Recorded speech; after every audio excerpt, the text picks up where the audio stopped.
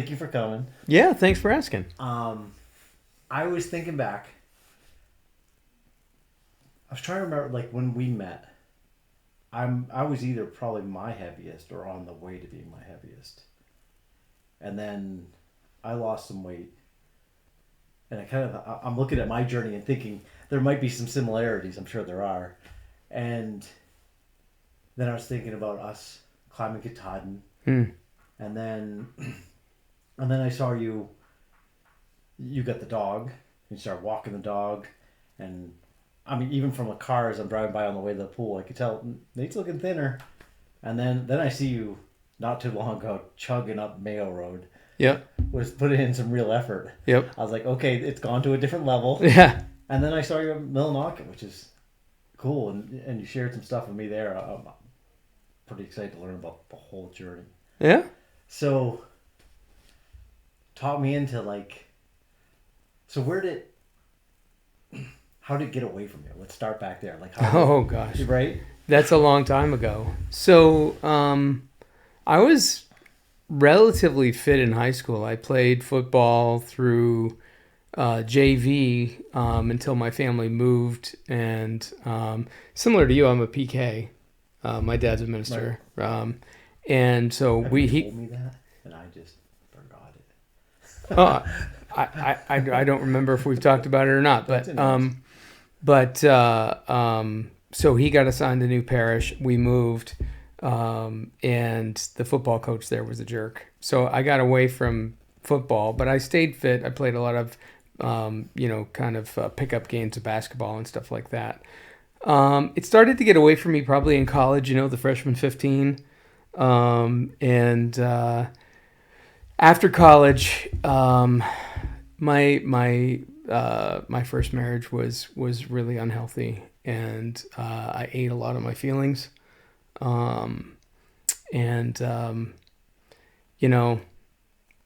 it's real easy to roll out of bed on a Saturday morning and go to Bob Evans, and bury your soul into a plate full of sausage gravy and biscuits, Yep. So I was getting up there. I don't think I was quite at 200 then. I'm only like 5'6", and so I might not even be 5'6" anymore. I think I've actually shrunk a little bit. I think you and I are in the same boat there.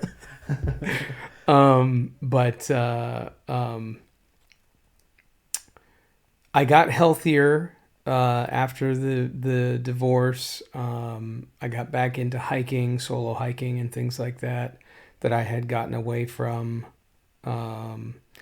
and started another relationship with Heather, and that went well for a while. We had kind of a financial crisis, actually, during the 2008 financial crisis, which was also when I was a freshman a first year graduate student, and everything just kind of like was coming down around our ears, and I started packing on weight again, around that stressful period.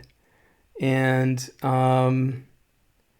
it wasn't like a sudden thing. Like, I didn't gain a lot of weight really fast.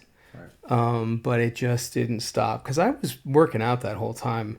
I always lifted ever since football back in high school. And actually, when Heather and I got together, I was lifting pretty heavy, and I was pretty bulky. But I changed that up, and a few years. Well, I want to say probably 2017. I started riding a bike. Got into cycling a little bit and started incorporating more cardio, doing lighter weights, more reps. But it wasn't really changing. And Heather had been encouraging me, I'm going to use the word nagging me, to change my diet. And I'm ridiculously stubborn, and to my own detriment. And I didn't want to do it. I didn't believe, in retrospect, it's almost absurd because I didn't believe that my diet was really that bad. Because like I was eating, cereal, but it wasn't like kid cereal. I wasn't like eating a bowl full of like Fruity Pebbles every morning. Right. I was eating, great grains and stuff like that. But if you look at a serving of great grains, it's like half a cup, Yes. and that's a half a cup is like 300 calories. Especially if you're doing milk. Well, yeah. And that is not gonna satisfy anybody. So to have a bowl of that, like a typical like cereal bowl, you're probably with milk, you're talking over 1,000 calories for breakfast. Yes. You're not burning that off. Most people are, maybe you are doing ultras, but most people are not burning that off. No, you're absolutely right. So I realized that I wasn't happy, and our relationship was kind of it was on the rocks. It was near the end, and I knew that just for my own well-being, I could see the handwriting on the wall that things were not going to last between her and I knew that I needed to take care of myself, because I wasn't doing it. I was, and she was right. In retrospect, she was right, and I was. It was my own stubbornness that was shooting myself in the foot.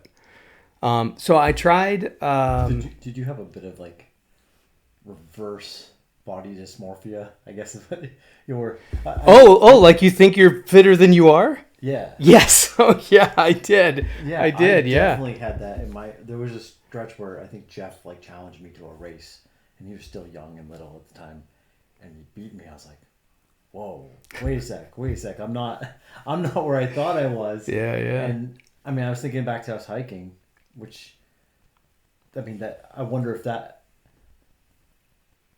I mean, you definitely had some altitude sickness, for sure. Oh, I did. I felt awful. I did. But I remember that day you were chugging up. Kalen's, pretty fast climber, and, I'm pretty athletic. I'm like, Nate's pushing the pace here. Yeah. Like, we were trying, I don't know if you were trying to impress us, but we were impressed. We're like, Nate's pushing hard, but then you ended up, I think, regretting it a bit. Yeah. Physically, but yeah. So you did have some kind of... I totally did, which is funny because I've been up Katahdin many times and I've never had that happen before. I think it was because I was out of shape aerobically and I pushed too fast. Yeah. I don't feel like I think in my mind I didn't want to hold you guys back. Right. But I should have slowed down in retrospect. I don't know if it was altitude. It might have been. I mean, sometimes people get altitude sickness, on one mountain one day and they might not another day. Right. And I would think if you're a little heavier, you're more susceptible, possibly. I would assume so. There's probably a bunch of contributing factors. But yeah. I was definitely sucking wind. That's for sure. Yeah. I was. And I remember you kept apologizing for us taking our time on the way up. We're like, we don't mind. Like, it's all good. Yeah. Yeah. Okay. So you were... So I tried intermittent fasting. I realized that I needed to change my diet. I had to, really kind of come to Jesus moment, so to speak. And I tried intermittent fasting for a while, and that seemed to be working for a little while, but then I started to have moments of, I think, what was probably low blood sugar, where I got really faint. While I was at work, I almost fell over a couple of times, and I said, this is not working. It's dangerous. That's interesting. Yeah. So I've done a bunch of fasting, and I've done so my cousin JT from the other side of the family, he started me on the podcast. He started me on ultra running. He's been a negative influence across the board. But he mentioned to me, he's like, have you done fasting? He goes, I'm interested in trying 3-day, 5-day fasts. Oh, wow. And since then I've tried them. I've done 5 with, I guess 3 with full Ironman training, like full, my normal training. Wow. And you're definitely right. I mean, it definitely could be low blood sugar. I feel like there's a point where, and no scientific evidence behind this is just me talking. The first night, I get headaches. I'm grumpy. Like I feel everything. And then it all goes away. And I feel like that's the transition from sugar. Your brain's running on sugar, could glucose, be, and now you're switching to fat because you don't have any glucose left in your system. Yeah, and switching to fat. But it is interesting. Like so I blacked out one morning. Oh yeah. I got up, and I wasn't doing I think I was, but it was like second day of a fast or something. And I was going to the bathroom and then stood up, and the next thing I know I was on the floor. Oh wow. So I definitely know what the lightweight and it definitely contributed. There's definitely something there. Yeah. But you were having success with it? I mean, a little bit. I think so. I was at my heaviest at that point, which was 240. Right. And I had dropped about 10 pounds. So a little bit, of success. But, after that happening a couple of times, it scared me, and I didn't want to push the envelope. Right. So I tried to instead do kind of like a modified, I don't even want to call it a keto because it wasn't really keto, but it was like a lower carb, higher protein, smaller portion type approach. I started with, a particular brand of protein shake in the morning. Eventually that stopped agreeing with my stomach and I switched, and then I've been fine since then. So I do a couple of those, one in the morning, What brand's the one that worked for you? Premier. Okay. Premier Protein. Hannaford's run out of them, so I'm using Quest now, and I haven't had any issues with them so far.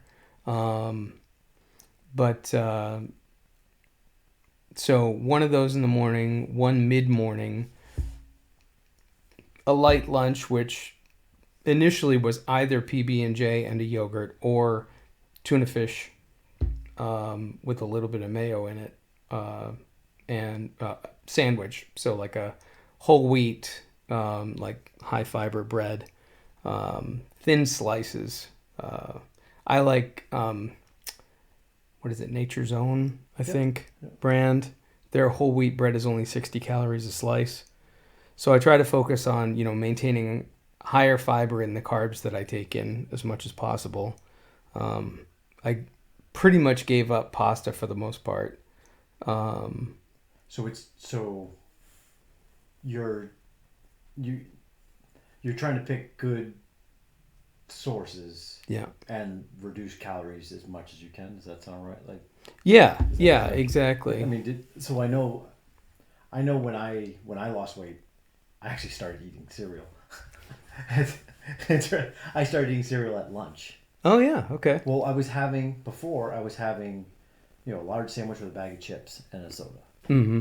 And I'm like, well, if I could do this bowl of cereal, even if it's 300 calories, it's less than this. Yeah. And then I started, well, do I really need the milk? Well, I can cut out calories there. And I started just looking at places that I could chunk out that were agreeable to me. Mm-hmm. And it just started like snowballing into like picking this and where can I trim a little bit here. And I get a little obsessive on the calorie counting thing. Yeah, it's easy to do. Right, which I don't think is really a bad thing, because at the end of the day, it's how much you burn and how much you're taking in. Yeah.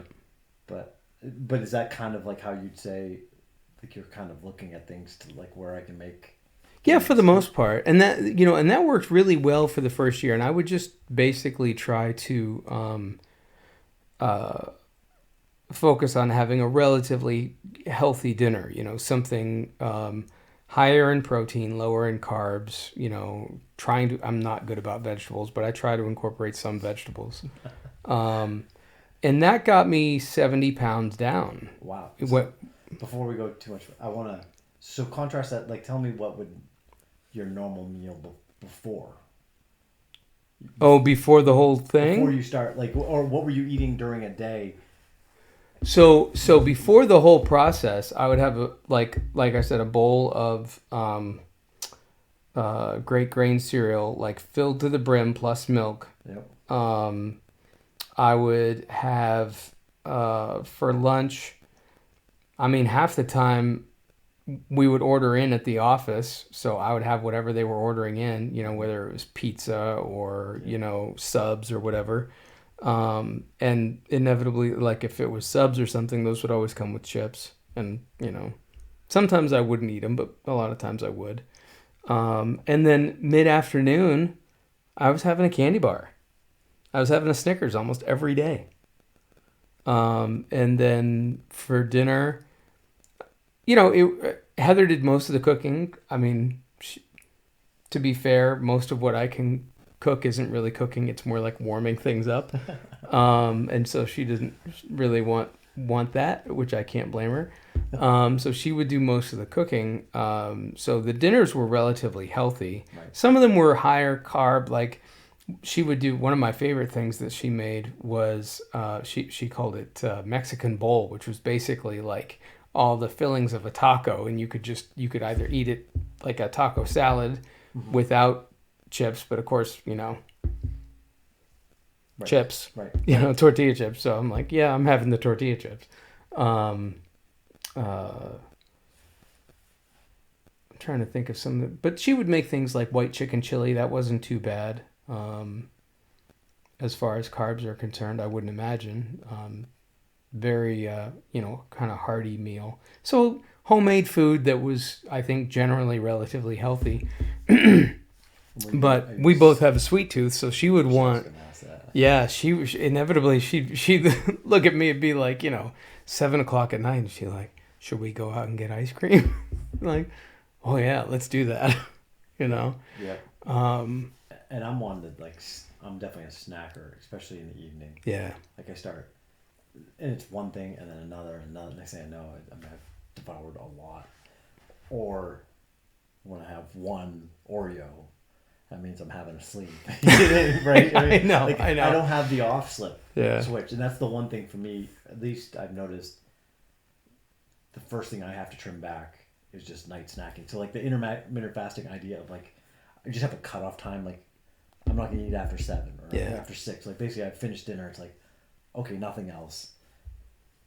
When I do that, I'm on the right track. When I don't, things go out of control for me. I notice. Yeah. I think that's a really valid point. When I was most successful through that first year, that's kind of what I would do too. I would have whatever my meal was, and then I'd be done, and I wouldn't have anything else. And that was usually I'm typically an early eater, so I would have dinner and be done by 6:00, and I would have nothing else. Right. And of course, your metabolism does its job from that point through the night, and you're burning. Well, anymore, like I'm having a hard time stopping by 7:00. So I'm maintaining, but it's an effort. Right. So you lost 70 pounds at this point. Mm-hmm. Have you upped your exercise during this? Is this when you got the dog, about that time? Well, so I bought a condo, moved out on my own, and it was right about that time that I got my dog, Charlie.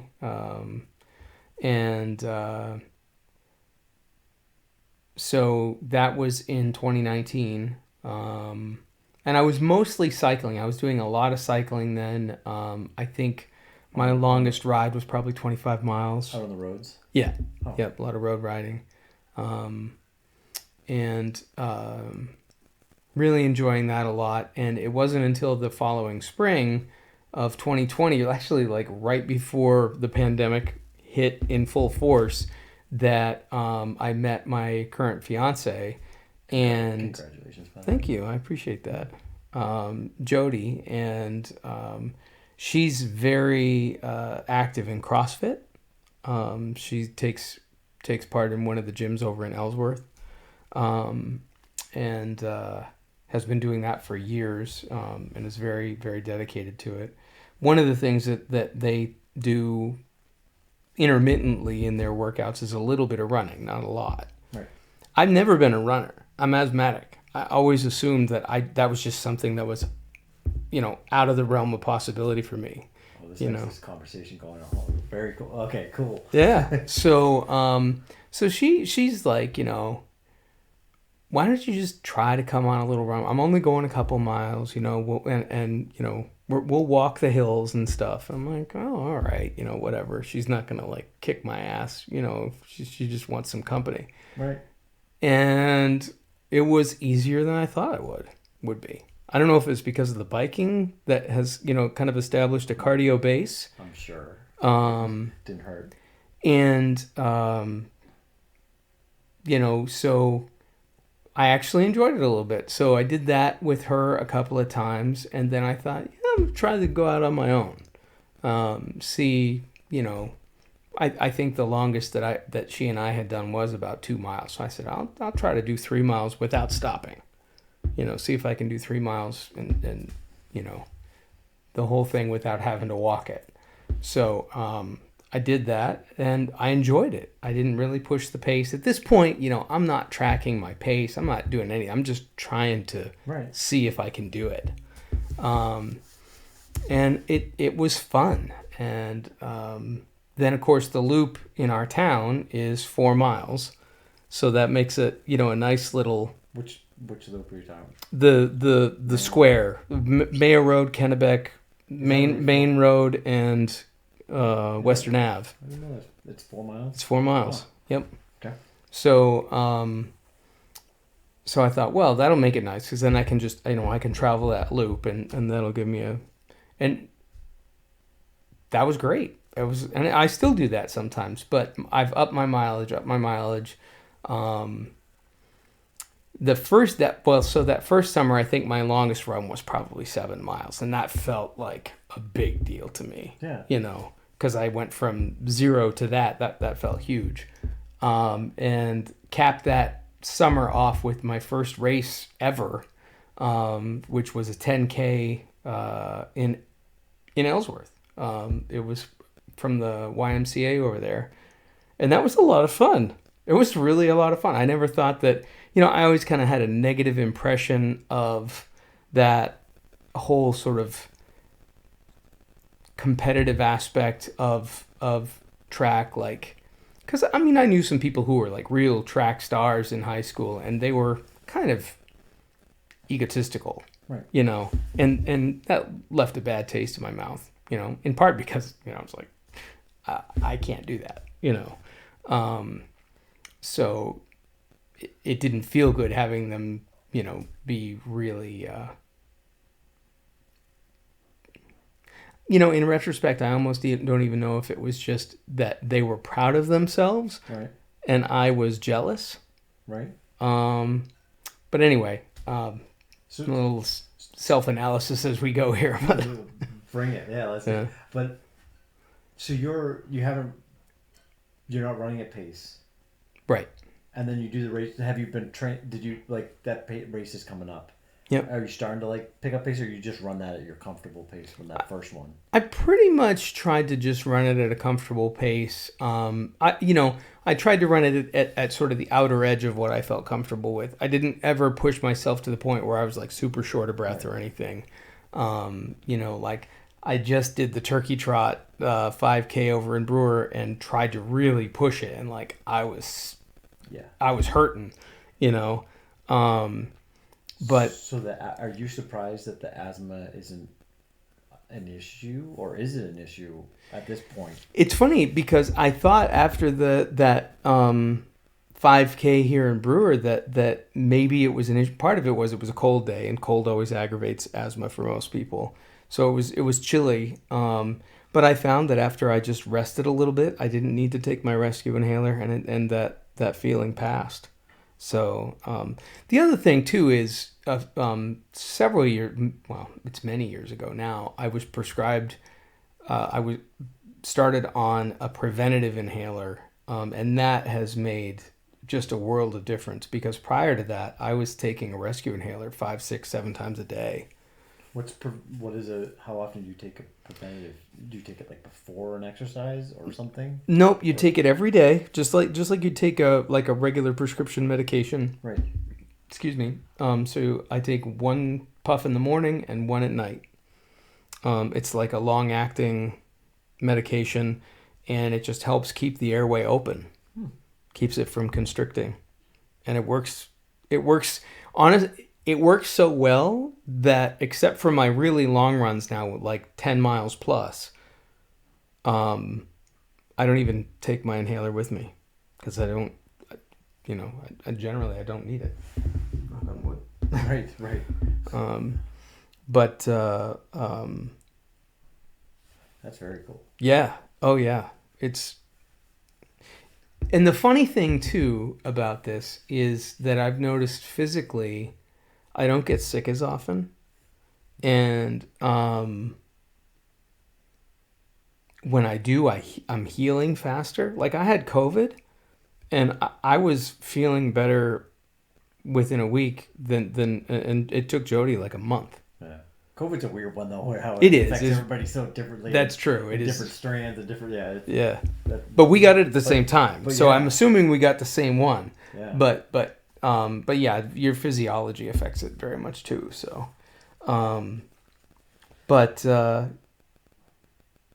yeah, just feeling healthier overall. So anyway, so that was the first year, and yeah, I didn't really track pace or anything. Right. It was, I think, the following year I got a Garmin watch and started tracking pace and that kind of thing because I decided I was going to do a half marathon, and then got it in my brain to do a marathon. So what got in your brain to do the half? What?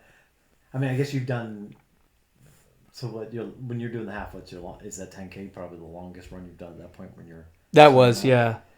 So and what's a 10K, like 7 miles? That's 6.2. There you go. Yeah. So you're looking to double that, more than double. Yep.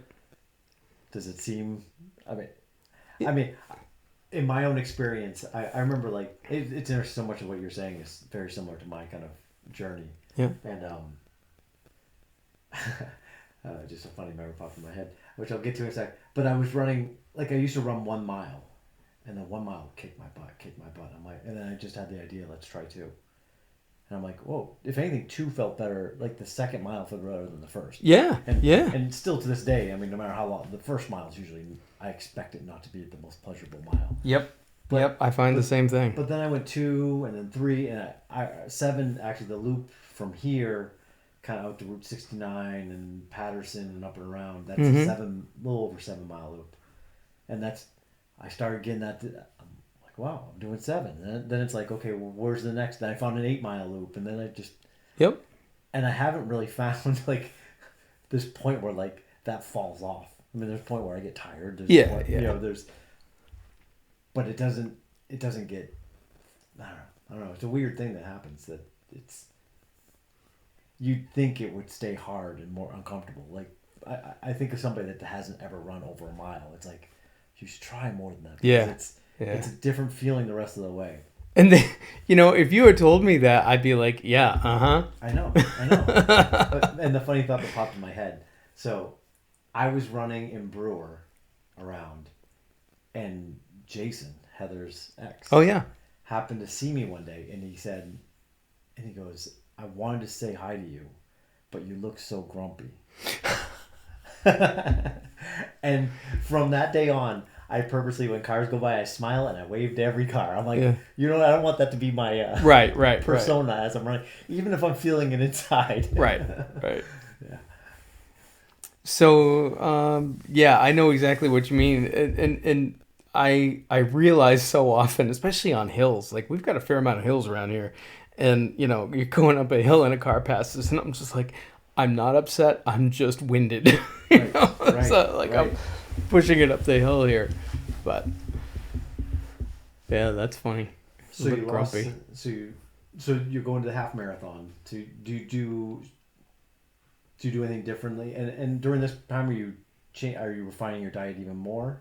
Has that changed? So that year, from when Jody and I met until, so it was February to February that I lost 70 pounds, and from February to the following February, it took me that long to lose the final 10 pounds.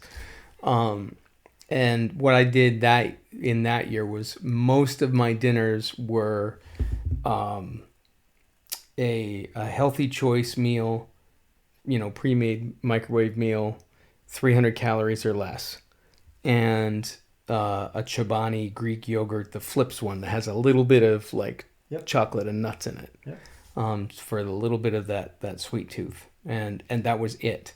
And so adding that extra refinement, decreasing basically the amount of calories in my evening meal, took off that last 10 pounds. Right. That plus the increase in the running, because my thought process around the running was I went from 0 to a 10K in the span of about 6 months. It might have even been less. I think it was actually probably more like 4 months. And yeah, it had to be. It had to be like, because it was about May when I started running, and that was in September. So a little bit over 4 months. So my thought around that was I got from 0 to 10K by just gradually increasing, not doing it kind of like you were talking about, going from 1 to 2, just a little bit at a time, not really making huge jumps at all. Just kind of, I would be at 1 week, I'd make my long run, 7, and then 8, and then maybe 8.5, and 9, and 9.5, and 10. And everything that I read said that you could do the half marathon if you could run 10, you could push out the final 3. All the information I'd read about it, kind of similar. They say the same thing about a marathon. If you can run 20, you can push out the final 6. It's kind of. I would definitely agree with half marathon. Full marathon, I've hit the wall a couple times. Yeah. Well, and I read that too. So, I'll tell you about that in a minute. But Yeah. So what I was skeptical about that. So what I did was in 2021, New Year's, I just said, I got to see if I can just make the distance. I'm not going to worry about, I'll wear my watch, but I'm not going to worry about tracking at all. Right. I'm just going to see if I can do it. And I forget how I went about it. I ran, my condo is on Mayo Road. So I ran from Mayo Road up to Main Road. I ran south on Main Road for a little bit. And then back up. And then I ran down, all the way down to the water treatment plant in Bangor and back. And that gave me 13.1. And that was New Year's Day 2021. So I was like, okay, I know I can at least do it. And was it a struggle? Or was it easier than you thought? It was, well, there's that hill in Hamden, from the valley there down by the water, town water office. Yes. Yeah. Well, the Mayo Road hill isn't, but you're halfway up it, right? The Mayo Road isn't the hill. Miserable hill. It is, but it's not as long. So it's weird, right? Because the Mayo Road hill starts out really steep from the bottom, and then it gets more gradual. Right. Whereas the one down there at the water plant, it stays steep the whole way up. And I'm like, oh, it's brutal. Yes. I can run about halfway up that, and I'm like, no, I'm done. I'm walking. Even now, I walk the end of that. I don't even try to run the full thing, because it's just, because then the rest of my run, I'm trying to, recoup what I spent on that. Yes. So, but yeah, so then it was about 6 months after that I ran the first official half marathon, which was the Acadia half marathon put on by the Bar Harbor Y. Mm-hmm. And it was brutally hot. Oh, I do not run well in the heat. Like I definitely, I don't know if it's just Maine blood. Like I don't. I'm with you. I struggle with warmth. I can run hot. I don't care how cold it is. I'm fine. Yep. When it gets hot, I feel like I'm overheating. Just. Yeah.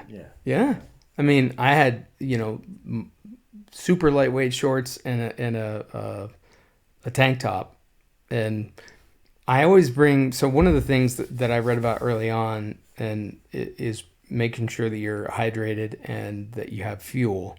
So I always would bring a couple gels and a water bottle with me, and so I wore that during the race as well. And I'm glad I did, because I used up everything in my water bottle, and then I was using the aid stations as well, because it was so hot. Yeah. But fueling is huge. Yeah. Right? Especially the hydration stuff. I mean, I've definitely got myself into trouble here and there with not having adequate. Actually, the first couple of years I ran, I never had anything with me, and then as soon as I started drinking, like bringing stuff, like I bought a belt that I could bring a water bottle. It's like oh, I was just pushing against this, this miserableness that I didn't need to. Yep. Like, yeah. Yep. Yeah. So then you finished the half, Mm-hmm. and then what?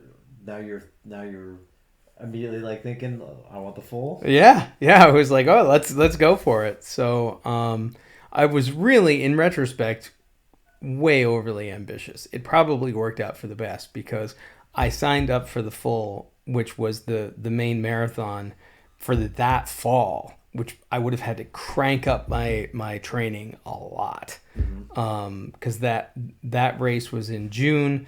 That would have given me, July, August, and September to train. The race was in the beginning of October, which not terribly unreasonable to start from a half marathon distance and in that span of time, but it still would have been an uphill climb, to say the least. Right. So got COVID in August, and that derailed everything. And I just was not. I knew I wasn't going to be able to do it, so I took I deferred my place at the race until the following year. Now, did you have like lung issues, like with COVID? So it definitely affected my breathing for the first like month. But I was back on honestly, and this is probably not bright on my part, but I was back on the treadmill the week after I had it. So I had the first week I was just out. I could barely get out of bed, right. Fever of 104, all that jazz. But the following week I was on the treadmill, and I was doing a really slow, like, 3-4 miles. I wasn't trying to do anything dramatic. More than like a fast walk, but certainly not like I wasn't breaking any land speed records by any means. I was going way below my regular pace. Right. It's interesting though. Like, so whenever I get sick, previous to COVID, right, when I get the flu or cold or whatever it happens to be, I have this feeling like I want to go sweat it out.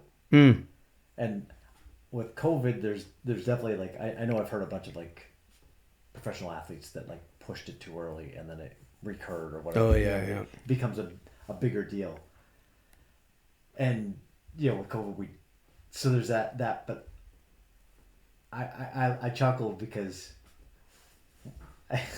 we're addicts at this point, aren't we? Oh yeah, totally. Like you're a week away. You probably know you're, like you said, you probably know better. Like, I probably shouldn't be pushing it. I probably should just be resting, but I want to run. Yeah. It's such a weird thing because it's not a pleasurable pursuit. I wasn't a runner by any stretch. I probably a bit more than you because I didn't have the asthma stuff. Yeah. But I mean, miles the most I'd ever done. Yeah. And if anybody had told my younger self, you're going to be running distances, you're going to run a marathon, I'd be like, you're completely crazy. Yeah. It's not going to happen. Right? Yep. Like, and then now I can't imagine like going a week without running. Yeah. Which I've done. I haven't ran since Millinocket, which we can get into that, but like, I miss it. Like I'm jonesing. Like I'm. Yep. I'm an addict. I'm a full blown running addict at this point.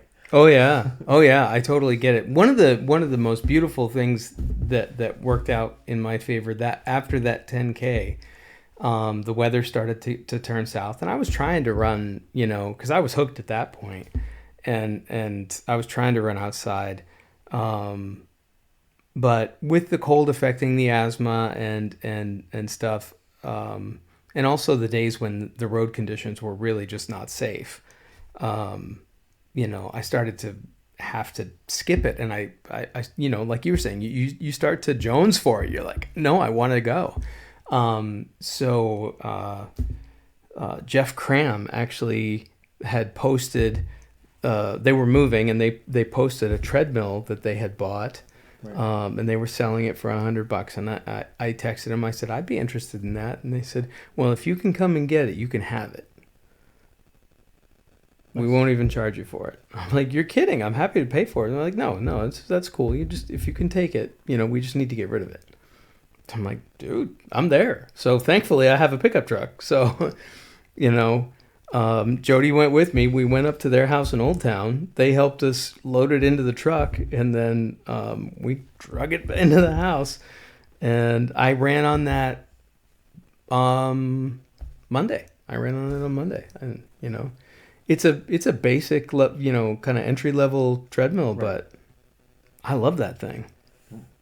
Do you like running on a treadmill? I don't like running on the treadmill, but I like having the option, right. Because I'm looking at the weather forecast for Saturday, yep. And right now, AccuWeather's calling for a gap right around the time that I would run.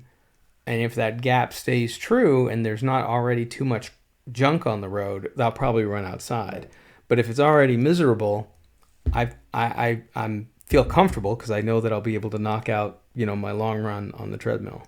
I don't like to do, the max I've ever done on the treadmill is 10 miles, and that is a slog. You get past 6 miles and you're just like, okay, I want this to be over, Yeah. But yeah, I have a TV in the garage. My treadmill recently died. I killed it, and I watched TV, and even with the distraction, I couldn't. Similar distance, that's all I can handle. Yeah. And I think last winter I did quite a bit of running, the most treadmill running I've ever done, and I definitely got some injuries. I think specifically from running on the treadmill. Really? I've read a bit about, and I've talked to Jeff, our son, who's a physical therapist, and a little bit about, it's such a, similar, every stride is identical. Oh yeah. You get repetitive use. Right. As opposed to if you're running on trails, which is probably the healthiest. You run a different injury type of thing. Well, right. Like that. Yeah. But the different steps and the different muscles and the activation, as opposed to just consistent. And even running on a street, you get the different pitches. And oh yeah, and I run a lot. If I'm in town, I'm running on sidewalks, and you've got all the driveways and stuff with the ups and downs and all that jazz. So yeah, there's variability there that you don't get on the treadmill. I wonder what damage I'm doing running on roads that are like this all the time. Oh yeah, absolutely. Well, so that was one of the issues that I had from the marathon, because they had us running on the opposite side of the road. Oh really? Yeah. And so what happened was I wound up with a severe IT band problem afterward in my left leg, which I think is because I'm used to running against traffic. Yeah. I always run against traffic. Right. Well, they had us running with traffic for a long stretch of that race, probably 6 or 7 miles. And I think that really messed me up. I wouldn't be surprised. Yeah. And that goes back to trying to balance out the different muscle groups, and so I do think I had a couple, because it only would come up when I run on the treadmill more. It'd come up, and then when I stopped, it'd go away. It's I think this might be causing some of this. I don't know to say, but I dread the treadmill though. When it's a day and I'm the same thing as you. It's it's too dangerous to run on the road. Even though I want to, it's too dangerous. Yep. I'm gonna jump on the treadmill, and then I'm like. So the thing that I do to trick myself is there are several people who do virtual runs on YouTube. Yep. So I follow a few people. There's one guy from Canada, there's a guy from Norway, and a guy from I think it's New Zealand, who are my favorites. There's actually another guy from Boston, but he's a little inconsistent. In his posts, but some beautiful scenery there too, who have some great runs. So it's just that a camera running through. It's they record their run, so they use a GoPro with motion stability, and it's like you're running. That's very cool. It is. It's really, and it kind of tricks your brain a little bit. So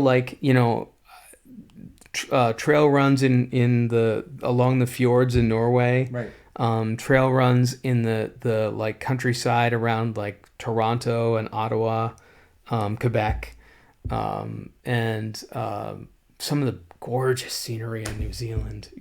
Just absolutely stunning. He'll run along these they've got a huge shoulder on their road that butts right up to the ocean. So that's a lot of the road runs that he does. And then he'll also do some trail runs up mountains and so forth that have just gorgeous views. It's amazing. Yeah, you can see how that would trick your brain. It does. Now, again, you get to that 6-7 mile and your mind starts to wander, Right. and that's where the treadmill comes in, And that consistent pace. Yeah. That just, yeah. Yep. And the numbers of it right there that you can look at and constantly be reminded that there's no losing. So this is what I do is I cover it up. I put it on my tablet, and the tablet covers up the screen. So because I would obsess over that. Yeah. So have you started messing with pace? Are you trying? I do. Yeah. When you're looking at marathon, are you? So what I'm not really good at slow runs. I really need to slow down, especially like my long runs. I'll run my long runs almost at marathon pace, just because I like to run fast. That's my biggest struggle right now. But then I do at least when I'm training, I'm not training for anything right now. So I don't really do a lot of like tempo runs, but I'll do one tempo run a week where I'll do like 4 or 5 miles, and I'll try to push as hard as I can for the entire duration. Right. And I think my fastest was about a 7:20 pace. Nice.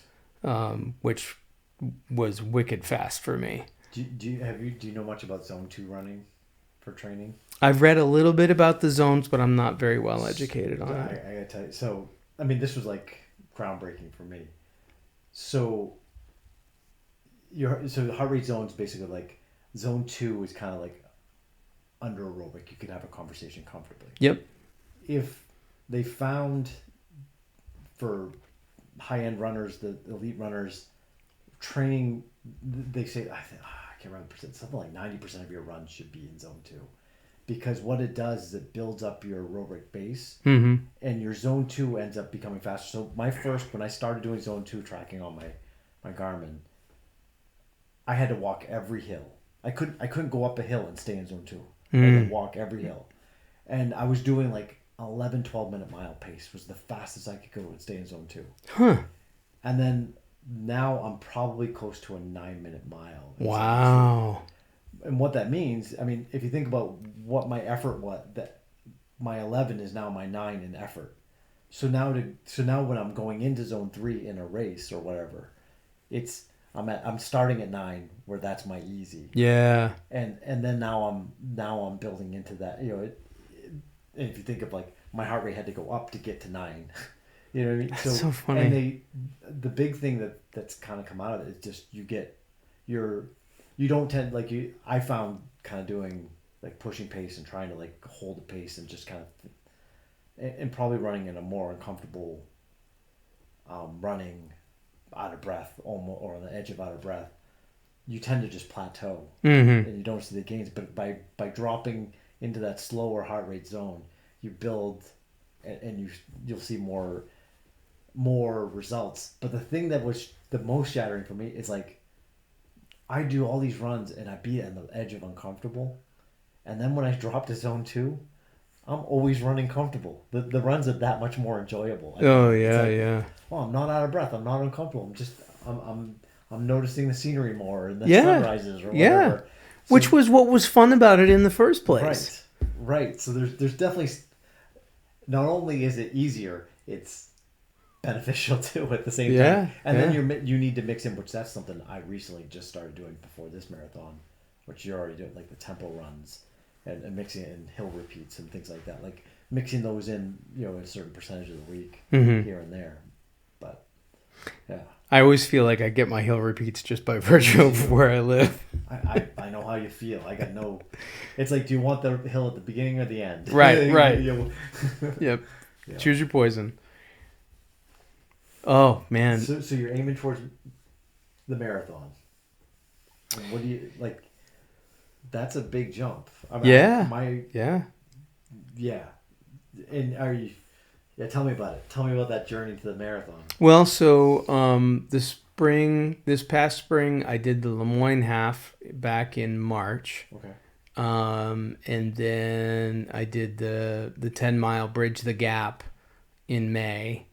And then my first really long trail run, I did a 25. I told you the Pineland Farms 25K. Which that was a real eye opener because you don't go as fast on trails as you do on the road by any means. Without a doubt. And Pineland is brutal. Yeah, it was fun. It was a good race, but yeah, it was rough.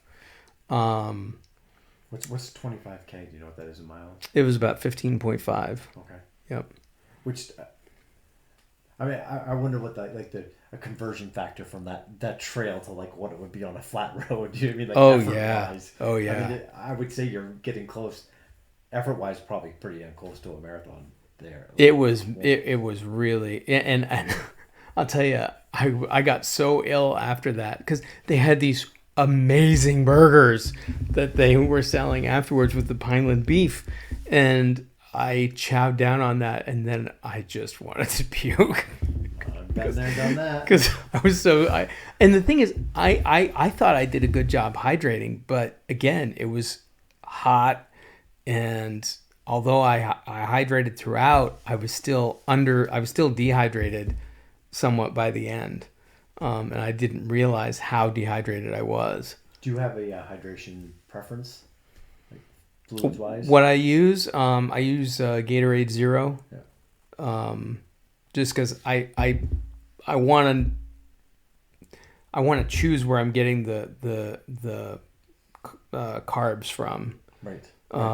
My stomach gets really touchy during the run. Like I've tried different gels, so the Gatorade Zero works well. My stomach can tolerate it well, and I know that I'm not adding calories with that. So to get my calories, I use what's it called? Untapped from Slopeside Syrup. It's maple syrup from Vermont in individual 100-calorie packets. How are they? Consistency like syrup? Yeah, and that's one of the other things that makes it easier to digest is that it's so liquid that it goes down really easily. Oh, that's interesting. I might have to try that because I have a hard time with. I've done gels and I just have every time I do them I'm like. Or sticky in my mouth, and I find it. If anything, it makes it hard to breathe because I'm like, and then I get sick of them really quick. I just started doing and then I switched to dates. Like I put a little peanut butter inside. Oh yeah. I'm like, because I was trying to go to more real, real foods, real foods, and dates worked out good. But then I learned like I get sick of those too at some point. Yeah. But that's an interesting one I hadn't thought of, like a syrup, because I think like I can picture the texture of syrup and how it just dissolves and goes. They have different flavors. So I use their salted cocoa, and it's like. I'm definitely gonna try that. It's delicious. I love it. And it goes down really easy. It doesn't upset my stomach. And so for a marathon, I packed 5 of those, and I think I only used 4. I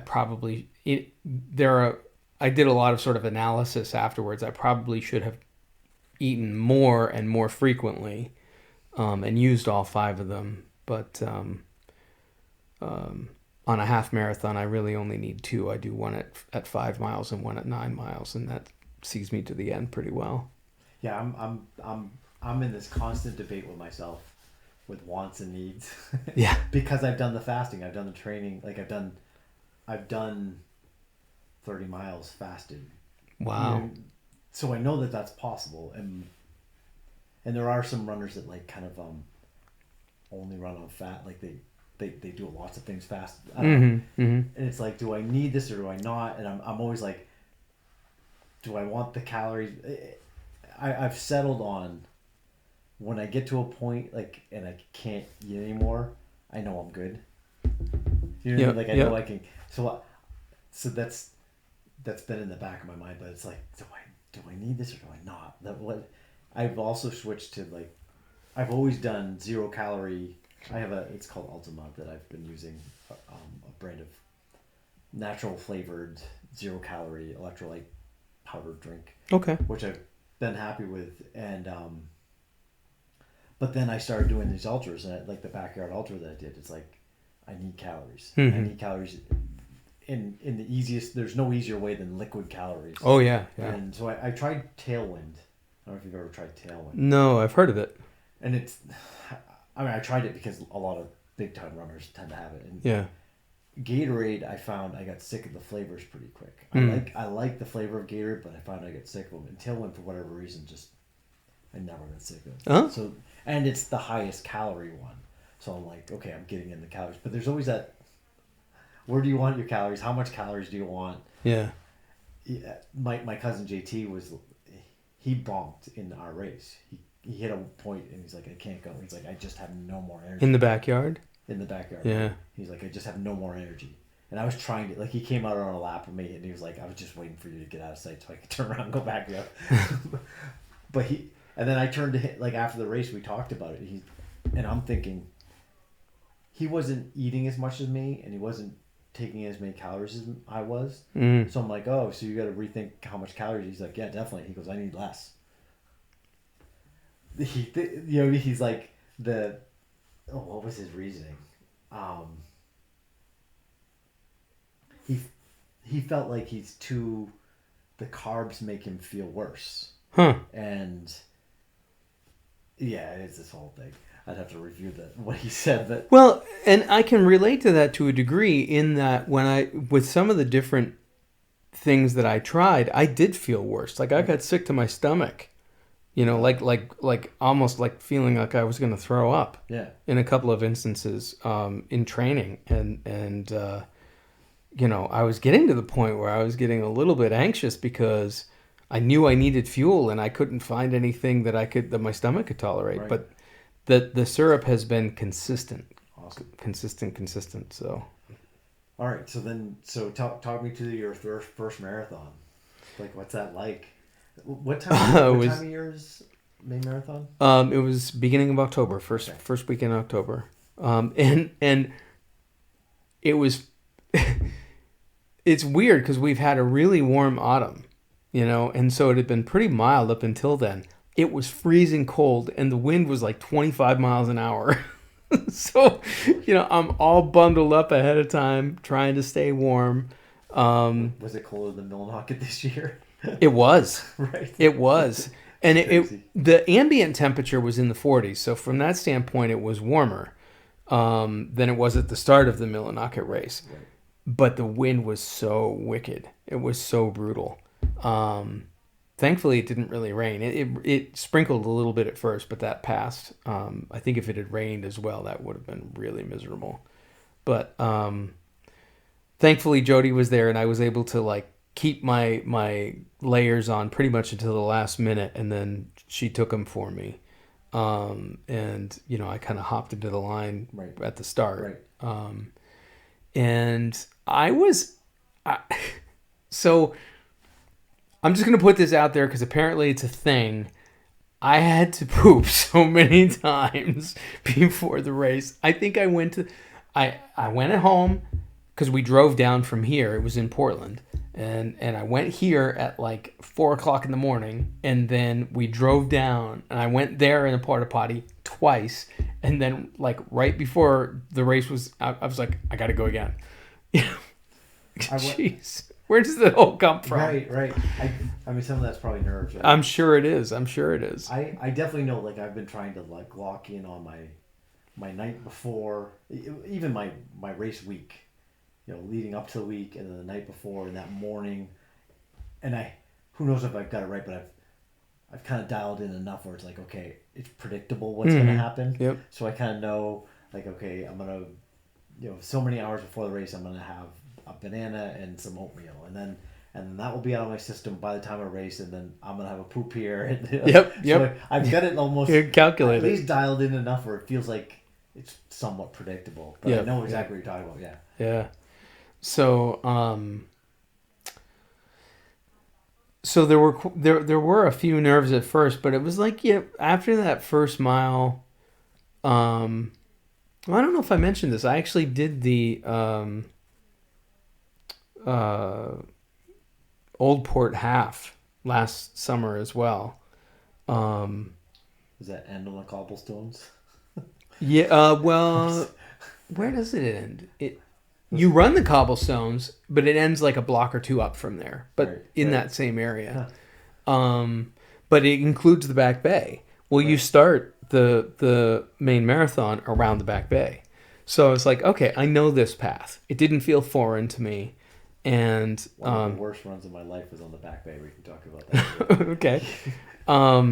But after I got that first mile and kind of the pack started to thin out a little bit and I could get into a rhythm, that first mile when everybody's jammed together is rough. Because it's like you can't get into a rhythm and you're trying to find, space and everybody's on top of each other. And the initial adrenaline. Yeah, exactly. So, but once I got a little space and got like a pace going, then I felt good. I was like, okay, I can sustain this. And I kind of got into that headspace and just went with it. And I tried to enjoy the view. I mean, it goes up to Yarmouth and just beautiful towns, homes and just scenery. It's a beautiful run. How would you describe that headspace to someone that's not a runner?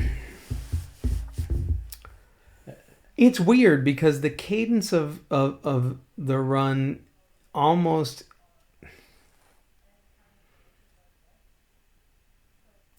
it's a little bit almost like an out of body experience because you're obviously you can feel the effort and you know intellectually what pace you're going, but you've trained enough at that point that it's not an egregious effort. It's more like, okay, this is something I can do kind of indefinitely. I could just keep doing this as long as I keep, drinking intermittently and fueling. I can just keep going, and then you just kind of like. I always have tunes. I got Bose Sport earbuds. Love those things. My ear canals will drop any other buds. They're too big. But they've got the little clips in them, hold them in the ears. Love it. So, I've got the music going, which is about, it's right around my tempo, my whole playlist, and I'm just there. And then I can just I'm just kind of enjoying it. It's almost like going for a ride, like going for a drive and you're just enjoying the scenery and enjoying being there, and certainly there's a competitive spirit in any kind of athletic event, but I found in running that there's much more of a community mind that I never really understood. It's very much like, yeah, everybody's out to do their best, but everybody wants everybody else to do their best too. Right. I've not run into anybody who was putting anybody else down or any one-upsmanship. There's some good-natured ribbing among like good friends, right. Who are like, kind of friendly competitors with each other, but nothing nasty. Everybody's just been friendly, and when you're in the midst of the race, everybody's kind of focused, but there's smiles. People are enjoying themselves. And in that race, there was entertainment. Like people were playing music in their front yards as we went by. That's cool. Yeah, it was really cool. There was a guy, beautiful, like a mansion, and who I can assume was the owner, was in his front yard, all dressed in like a metal band outfit, jamming on his guitar. It was awesome. And then there was another group, and they were like a sort of tribal drum group, and they had like 10 different sizes of drums, and I had my ears in and I could hear it well over that boom, boom, boom, boom, the rhythm. That was great. It was great. Is that out and back or is it a loop? It's an out and back with just the loop around the Back Bay. Gotcha. Yeah. So did you have any kind of like pace goals, or you just running by comfort? So my goal was 4 hours. I wanted to get in under 4 hours, and I knew that if I kept it under a 9 minute mile, I would do that. And so that was my objective. And historically, like my long runs up to that point, my longest run I think was 21. I think it was 21. It might have been 22. Because I know I tried to do more than 20 for what we were talking about. Right. I didn't trust that 20 was enough. Right. So I was in those runs. I was able to maintain like an 8:30 to 8:40 pace. So I felt confident that I'd be good. That's awesome. Yeah. And I wound up at 3:50:41. That's so impressive to me. You're right at my best ever marathon time right there. And my first marathon, I think I was 4:40 or something like that. I had my head I did MDI. Oh, that's a hard one. So many That's what I've heard. It's mountainous. Yeah. I was pushing it. I wanted to 3:30 was kind of where I thought I'd be. And I've been doing 18 miles. 18 was my longest run, but 18 was comfortable. And up to that, kind of like we talked about, like adding one, never felt. Yep. And the wheels came off around 20, and I was just like, I've never, luckily I don't have any knee pain, hip pain, any joint pain, and everything hurt on that. I've never experienced it. I'm like, I don't know what this is. Like, what is this pain I'm going through? Yeah. And it was so bad. It was so brutal. And then I walked and tried to run and ended up running the last mile because more people there cheering you. Yeah, and yeah. Like that. Just pain and balled into Dee's arms when I finally got to the finish line. I've never pushed that deep before or since then. Yeah. But I find I'm almost chasing that like high. Yeah. You know what I mean? Like, yeah. Well, I think like going back to climbing Katahdin, there's a thing about doing something hard, like really challenging and really digging down and I don't know, there aren't a lot of ways in life in this day and age that you get that. No. Well, I think I heard this lady who was talking about, the brain wants to be, and she kind of like compared it to like a scales, like the brain wants to be balanced. Yeah. And if you're doing a lot of pleasure stuff, or if you're taking like a drug or something that gives you a lot of, pleasure, then when you're off it, your brain's trying to go back to balance, so it has to throw. So then you end up going to the negative side. Yeah, yeah. And I've thought a lot about every run, there are points where I enjoy running for sure, but it's never easy. Yeah. As much exactly. There's times where I'm in almost every run. I have spots where I enjoy it and I'm in the groove or whatever, but it's always work. Yeah. And then I get done the run and I can feel the endorphins coming from the other side. So there's, so doing something hard like that definitely gives you a rush. Yep. And it's a longer lasting. Yeah. Yeah. Yep. I totally agree. And I never would have understood that beforehand. I mean, I love riding my bike, and there were times doing a hill climb on the bike where, my thighs would be burning and, you get to the top of the hill and you're like, woohoo, I did it, but it's not the same. Yeah, you're so right. Yeah. Now, one of the things that I want to do, I do want to diversify a little bit, and I'd like to ride more because I haven't really ridden much at all for like a year and a half. And I want to do a century this year. I've done so. Yeah, I biked from here to Portland. Wow, that's awesome. By way of Damariscotta, so I went to Damariscotta and then down, and I met Dee. We were going to the beach that day, so I'm like, I got up like as early as I could get up with the sun. Yeah. And got out to the camp and then had a meal and then went south. That was awesome.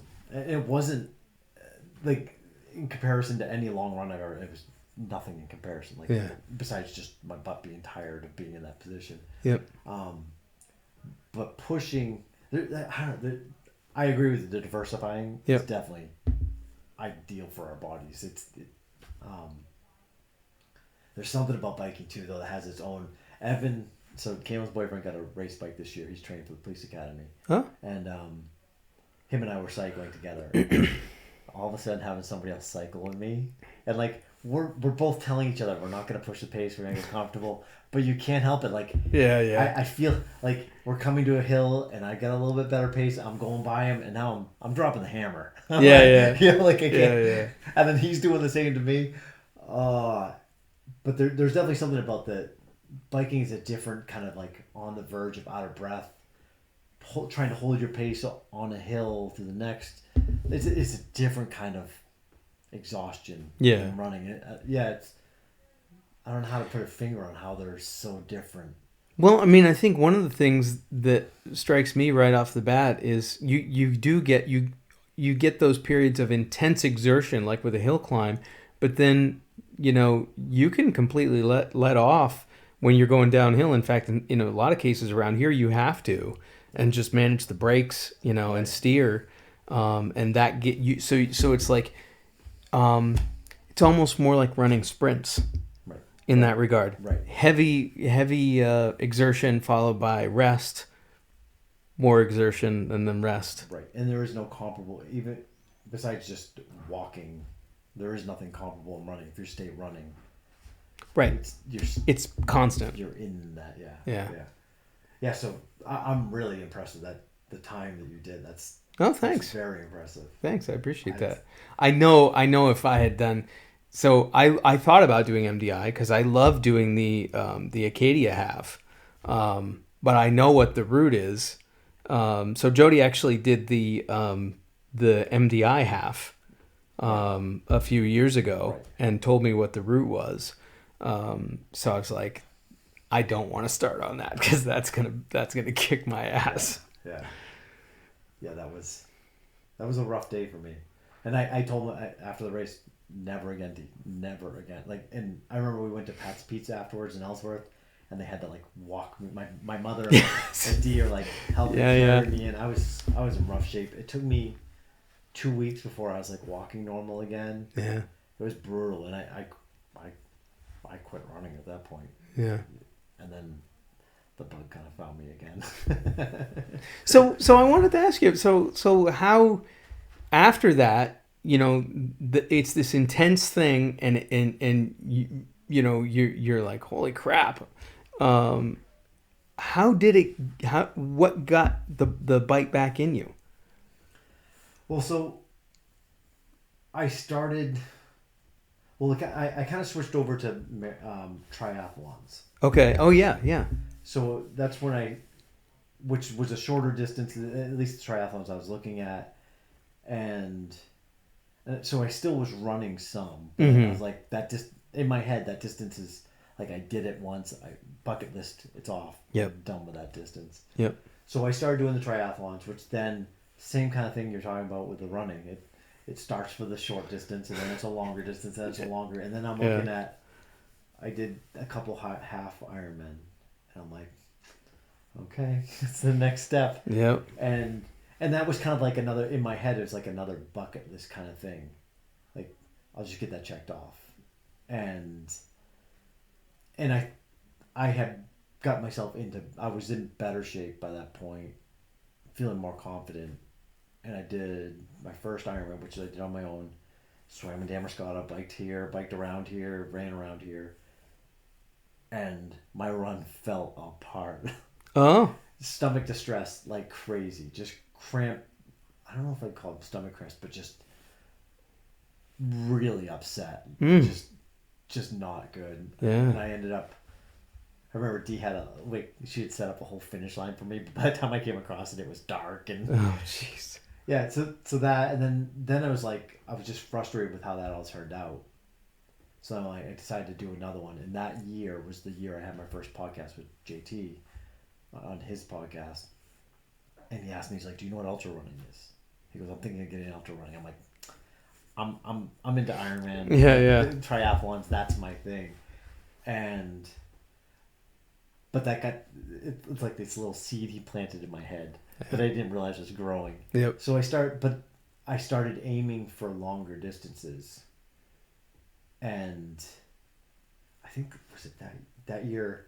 Oh, well, I'll tell you about that worst. No, the year before, I decided to do Millinocket. I signed up for Millinocket. So that same year, I think, I'm starting to aim for longer distances. Like, I'm just gonna see, like, what does 30 feel like? What does 35 feel like? What's 40 miles feel like? Mm-hmm. And I kept doing those distances, and I was achieving them, and they weren't. It was kind of like the 1 to 7 to 10. Yeah, wow. It really wasn't. As long as I was fueling properly, as long as I was, especially if I was like walking hills, kind of staying in a lower zone, just maintaining.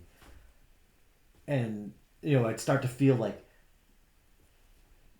getting uncomfortable, and then find the other side of it. Mm-hmm. Like, I didn't realize that you can come back from that. Right. That you can find the other side.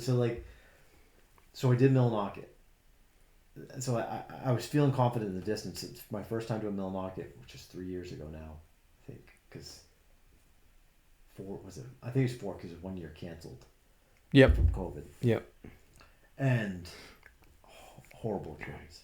I fell apart almost the same place, like 20 miles in, 21, 22 miles in, fell apart, felt really uncomfortable. My body was just struggling. And then I got done, and I missed the bus, so I had to walk back to the school. I got in the school, I'm like, I'm going to take a shower. The showers are cold. I'm just shivering out of control. I got on the phone after I got in the car, and I told D, I'm like, D, never again.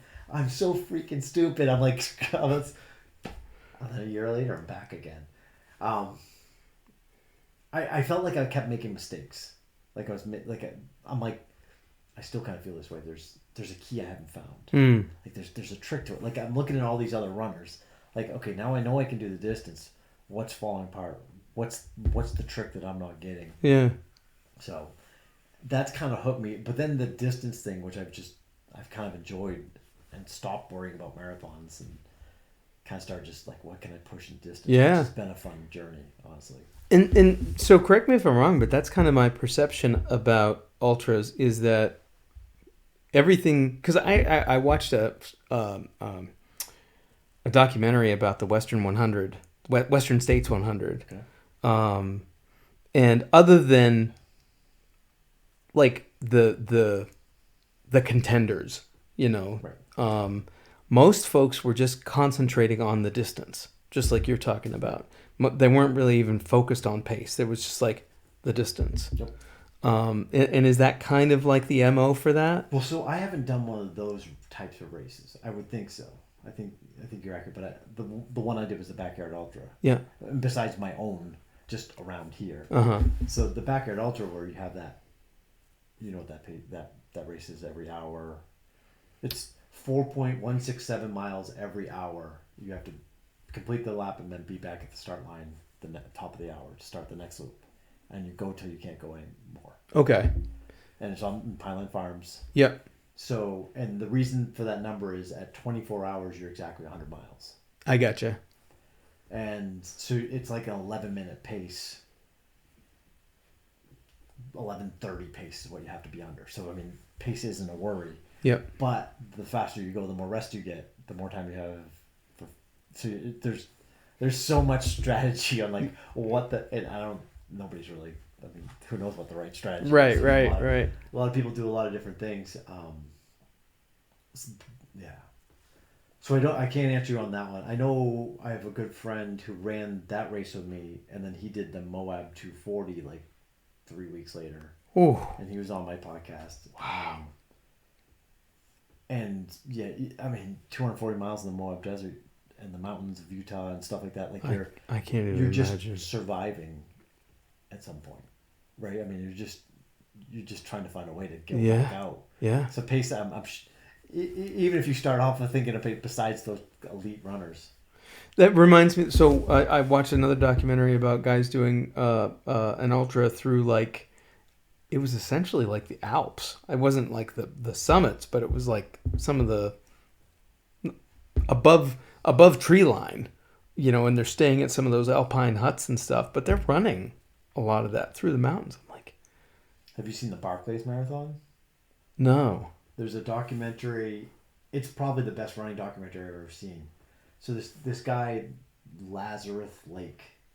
It's not his official name. It's a stage name that he has. there's a in the 70s. I'll tell you a little story behind this race because it's the craziest race in the world if you ask me.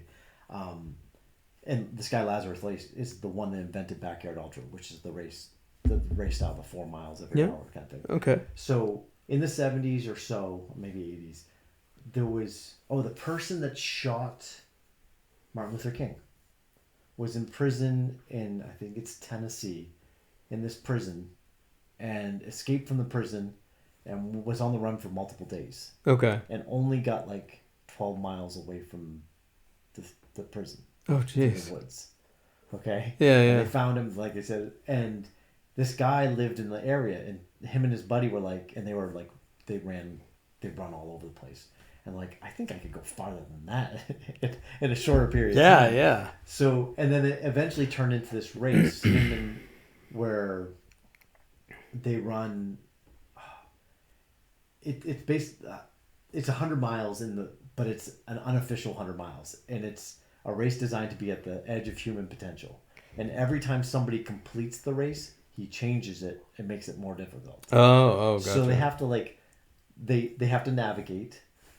So they have he has books hidden around on this course, and they have to find the books, and then if they're jersey number 57, they have to rip out page 57 of the book. Oh, to gotcha. prove that they made. Yep. And they have to go around, and it's this crazy, the Barkley Marathon, and I think there's only been it's under 10 finishers, and it's been going for 20 years or something like that. Wow. And some of the elite ultra runners try to do it, and they fail. Because it's just so that hard. It's 4 days, I want to say, of rate. It's not just running. It sounds like it's orienteering and path, trail finding. And it's a lot of secretive. He doesn't let people see it. The course is never released publicly. It's this crazy thing. Wow. And the fee to get in is $1.57 is the race fee.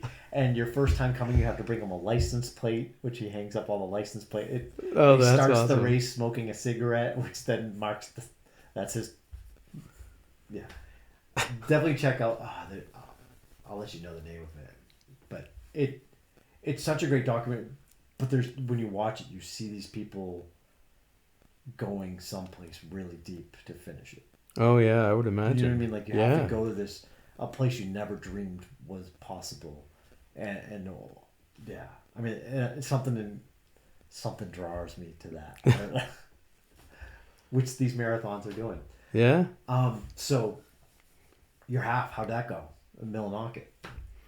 Pretty well. I was, as most of us were, I was soaked to the bone and pretty chilled by the end, but I did think ahead and brought a change of dry clothes with me, and thankfully they opened up the locker rooms, so I was able to change into dry clothes by the time I got back there. I had wanted to, do some of the activities and stuff and support the town, but I was too exhausted and chilled to do much of that, unfortunately. Yeah, I get in D&I.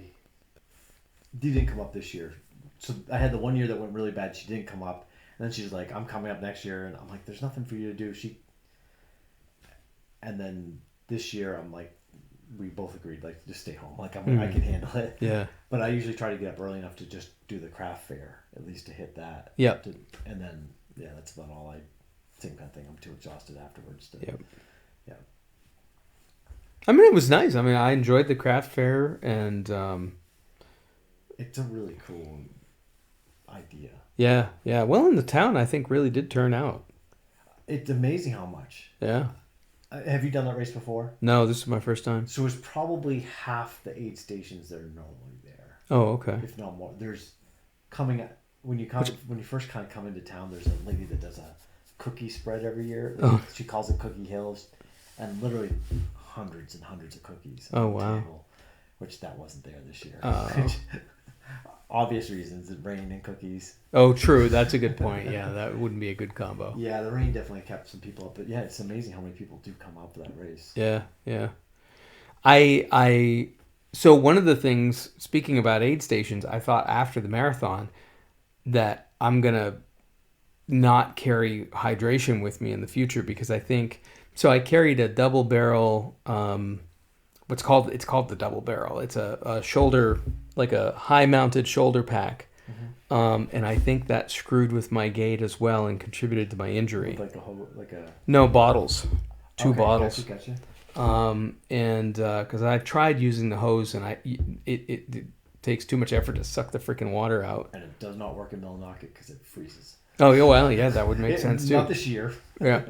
But so I wasn't going to take water, but then I read on the website about Millinocket that there's no guaranteed aid station. So I was like, okay, well, I better make sure I have some. Yeah. So I brought just like a waist belt, which is enough to see me through a half, but not a full. Yeah, I have a couple different waist belt options. That's kind of what I mostly run with. Yeah. I have it from Nathan, I think, in the clip-in, two smaller ones. And then I recently got a Naked, it's called, the brand's Naked, which is like a stretchy one. Yep. Which has been really good because I can do the bigger water bottles if I need to. It's amazing how it stretches over and fits. That's awesome. I definitely think waist, because I have a pack that I'll run in if I'm doing a long distance, but I definitely think the waist is a better place to carry it. I've found it balances easier. Yeah. This one, it's by a brand called Orange Mud, and the shoulder one, and it fits well. It carries well. I used it for all of my long run training, and it worked well. I just kind of feel like I could have done without it, and I think it would have helped my time. Yep. Yeah. So I'm a glutton for punishment. I did the same thing you did. I finished, and then I was like, I'm never doing it again. I did it once, and now I'm thinking like, okay, I did 350. Qualifying time for Boston is 3:20 for my age group. Yeah, we're the same age pretty much, right? Pretty much, yeah. And I'm like, can I shave half an hour off my time? Which then you start to determine down like, okay, what's the mile pace? That's what I did the math, and I would have to be under 7:40 per mile. That's how it is, yeah. And I'm like, that's like my fastest. That's like my tempo run. I don't know if I can make my tempo run like my marathon pace. Yeah. Yeah. But I've done the same kind of mental math as you. So I didn't realize this, but the Sugarloaf Marathon is a Boston qualifier, and like 3/4 of that is downhill. Yeah. So the cross country coach at Hamden, Miss Johnson, Danielle Johnson, she was on my podcast a while ago, which they've won states like 3 years in a row now. Amazing cross country coach, and she's qualified for Boston, and she's done that one a few times, and it sounds like it's a very, in my head, like Sugarloaf would be hilly, but apparently it's a pretty flat, like it's a great one to qualify for. Yeah, well, and that's what a friend of mine there's a little Hamden Run Club. I don't know if you're familiar with it. No. Hamden Area Run Club. They usually they meet at in the parking lot at Erickson's Hardware on Tuesday nights around 5:30. And they usually just do like they'll run the loop, like the 4 miles, or a lot of times they'll just run 3 miles. They'll go from there and run up through Constitution Ave and back. Right.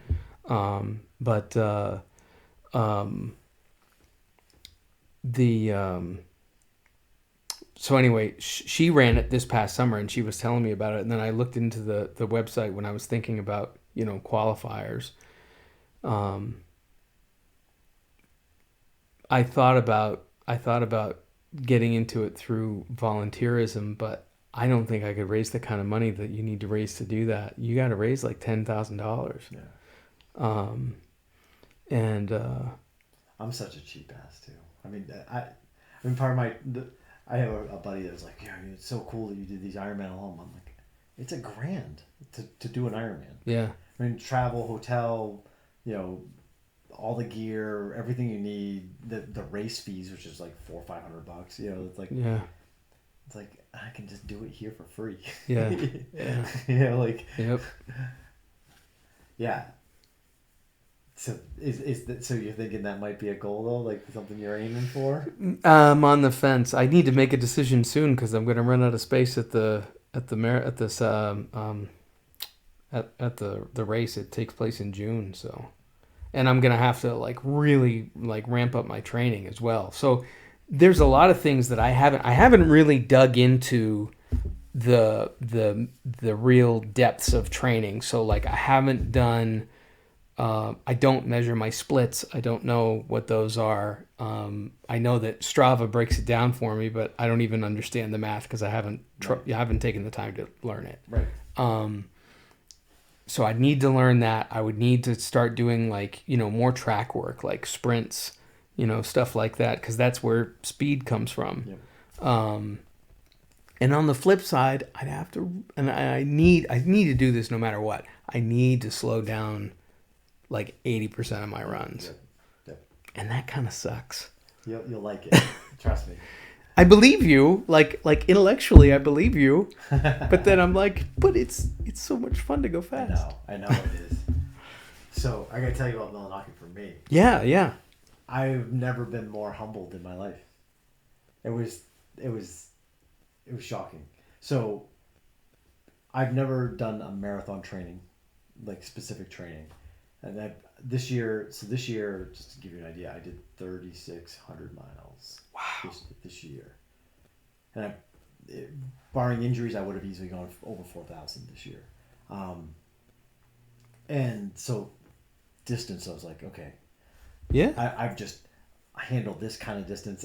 October I did 13 miles a day for 31 days, which was a really cool challenge. That was how much a day? 13 a day, 13.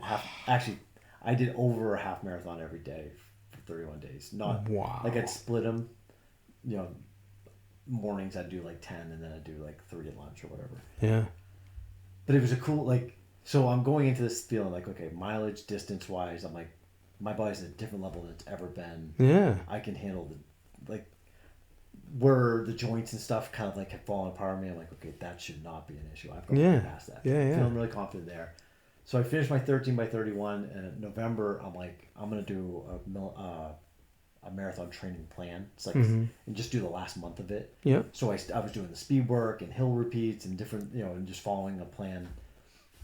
So I was feeling really confident going in. And then the weather ended up being a little nervous with the moisture. Yeah.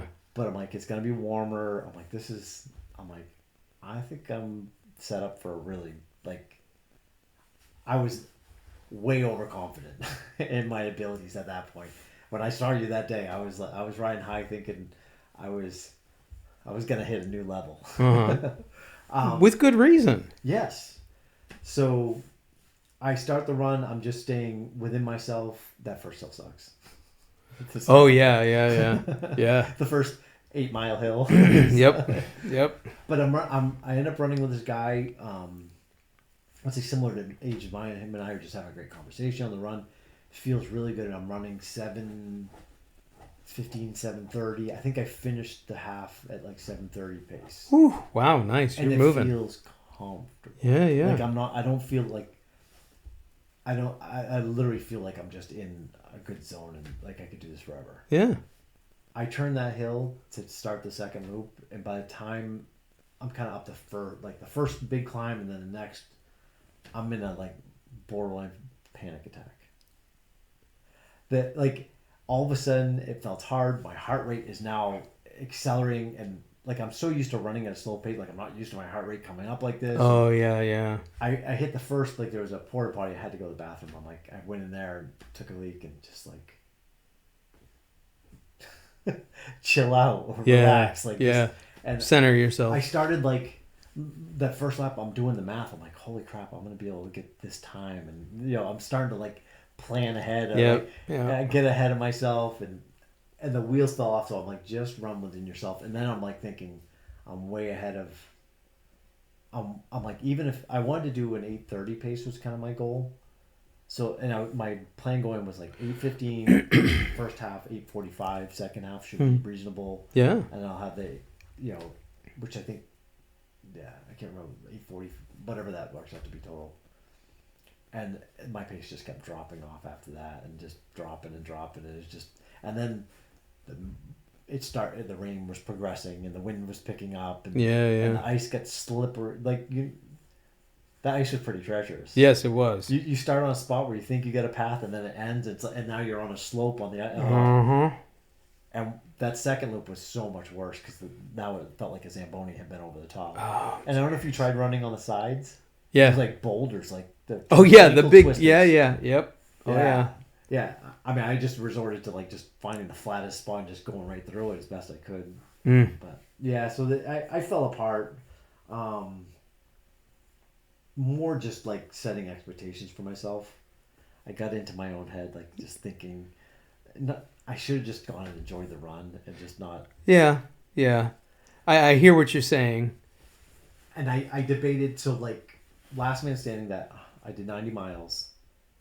It was a pleasurable experience. Like every bit of it was just, I mean, there was points where it was lows and highs for sure, but I loved it. 90 miles I love is being amazing. around the people. And I'm like, I don't enjoy this marathon running. Like, Yeah. I'm like, what am I doing to myself? And I was in such a dark place. Like I was like, it's not meant for me. I'm not going to figure it out. I'm good. I'll stick to just distances. And the week after, I've been, in my head thinking about it. I'm like, part of the point is being humbled. Right? Like that's, like I'm better today because I was humbled. Like I was, if anything, I got too full of myself. You know what I mean? Like, so I'm thinking that like, yeah, I'm doing it again.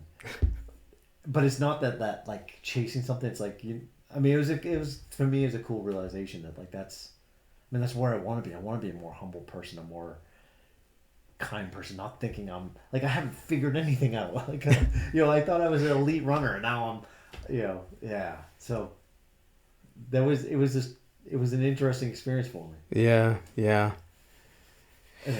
You've had some, but some interesting courses too, like starting on MDI and then Millinocket. I mean, because half of that is that ice covered dirt. I mean, that's just brutal. And that hill. I mean, just how long that climb is, that first half of the race. It just goes and goes and goes. I couldn't get over it when we were coming up the hill out of town, and I was like, okay, we're gonna crest this hill and then we'll go down. I couldn't believe it. I was like, how does this just keep going up? When does it go down? And it doesn't feel like the backside has enough downhill to get you back to the level. No. It's there's so much, and even the downhills. I have found that the downhills are more wear and tear on my body than anything else. Oh yeah, well gravity pulling down, banging on your knees and everything. Right. It feels like the backside. There's no gradual downhills where you got a nice pace and you're just going with it. It's where you're catching yourself. And that one steep one at the end of town. Mm-hmm. That one I ran backwards. Oh, okay. I wouldn't have thought of that. Last man standing. This one of the guys that finished, I think, third.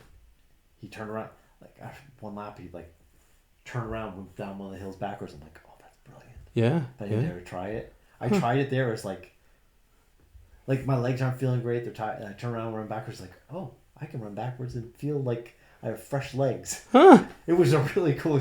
And there was 3 or 4 people giving me a sideways look. But it's like that hill's steep enough where it's treacherous to run. Especially when you're tired. Yeah, absolutely.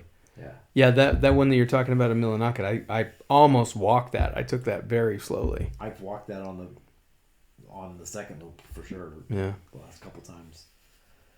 Yeah, I mean, I definitely know that those are tougher. That's a tough race. Yeah, and the weather, that's part of it, but the hills. I mean, I wonder what I could do at Sugarloaf. I've wondered that. Yeah, but then again, I don't know if I need. I think if you did the Maine Marathon, you would be shocked because I think it would be a totally different experience for you because yes, there are some hills, but there's nothing like what we encountered in Millinocket. Right. There's certainly nothing like MDI. It's largely rolling hills. I mean, I wouldn't call it flat per se, but the elevation gain is negligible. Right. And especially considering what we run in Hamden. Yeah, every run pretty much. You head to Newburgh because that's the hilliest town in the freaking state of Maine. Yep. So before writing it off entirely, I would encourage you to try something, or maybe even the Sugarloaf. Yeah.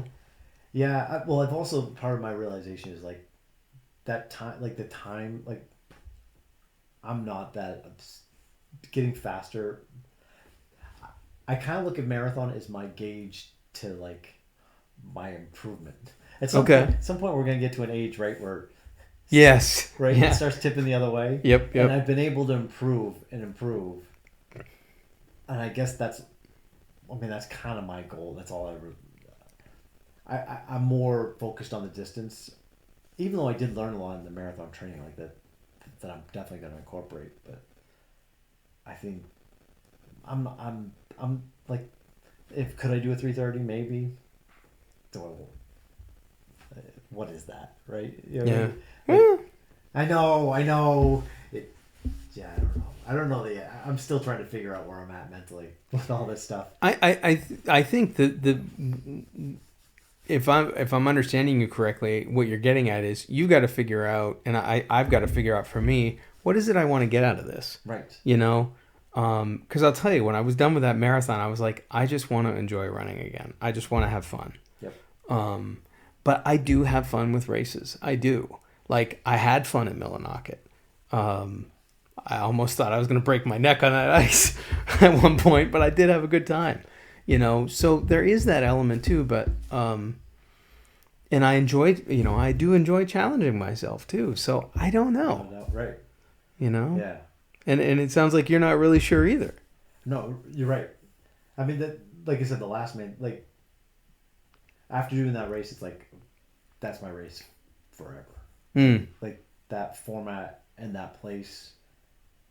Just the being around people in a different way, like you said, the beginning of the race, like the beginning of the marathon, yeah, and that crowd of people, like we'd run solo most of the time, right? Uh-huh. I mean? Like, yeah, we're used to being alone, and then all of a sudden you're in a group of people. It's like, you know, and people passing you, and you know, all the things that go through your head.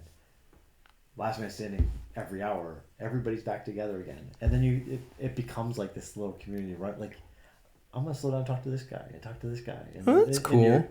And then you're finishing, and then you're coming back to the starting line. Like you're literally having a finish every hour and then you're starting again. You're all back at the starting line, and then people are dropping off, and it was a really cool.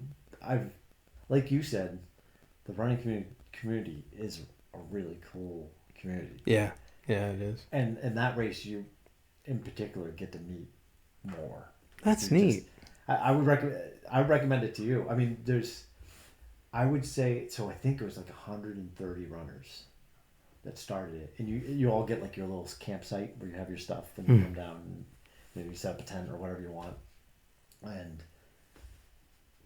I would say half of them dropped off about a marathon distance. They were just going for a personal best. Yep. And then at like 50 miles, there was like a chunk dropped off. And then you know, from there, the numbers just keep dwindling. But the tiers of this, it's such a cool.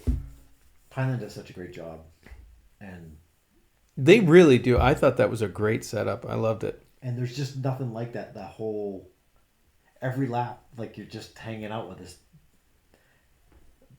Everybody's walking every hill. Yep. You're all doing the same strategy for the most part. You're all kind of in it, and you're enjoying it. And then you see people starting to go dark, and you're helping each other out, and it's a really cool experience. Oh, that's neat. Yeah.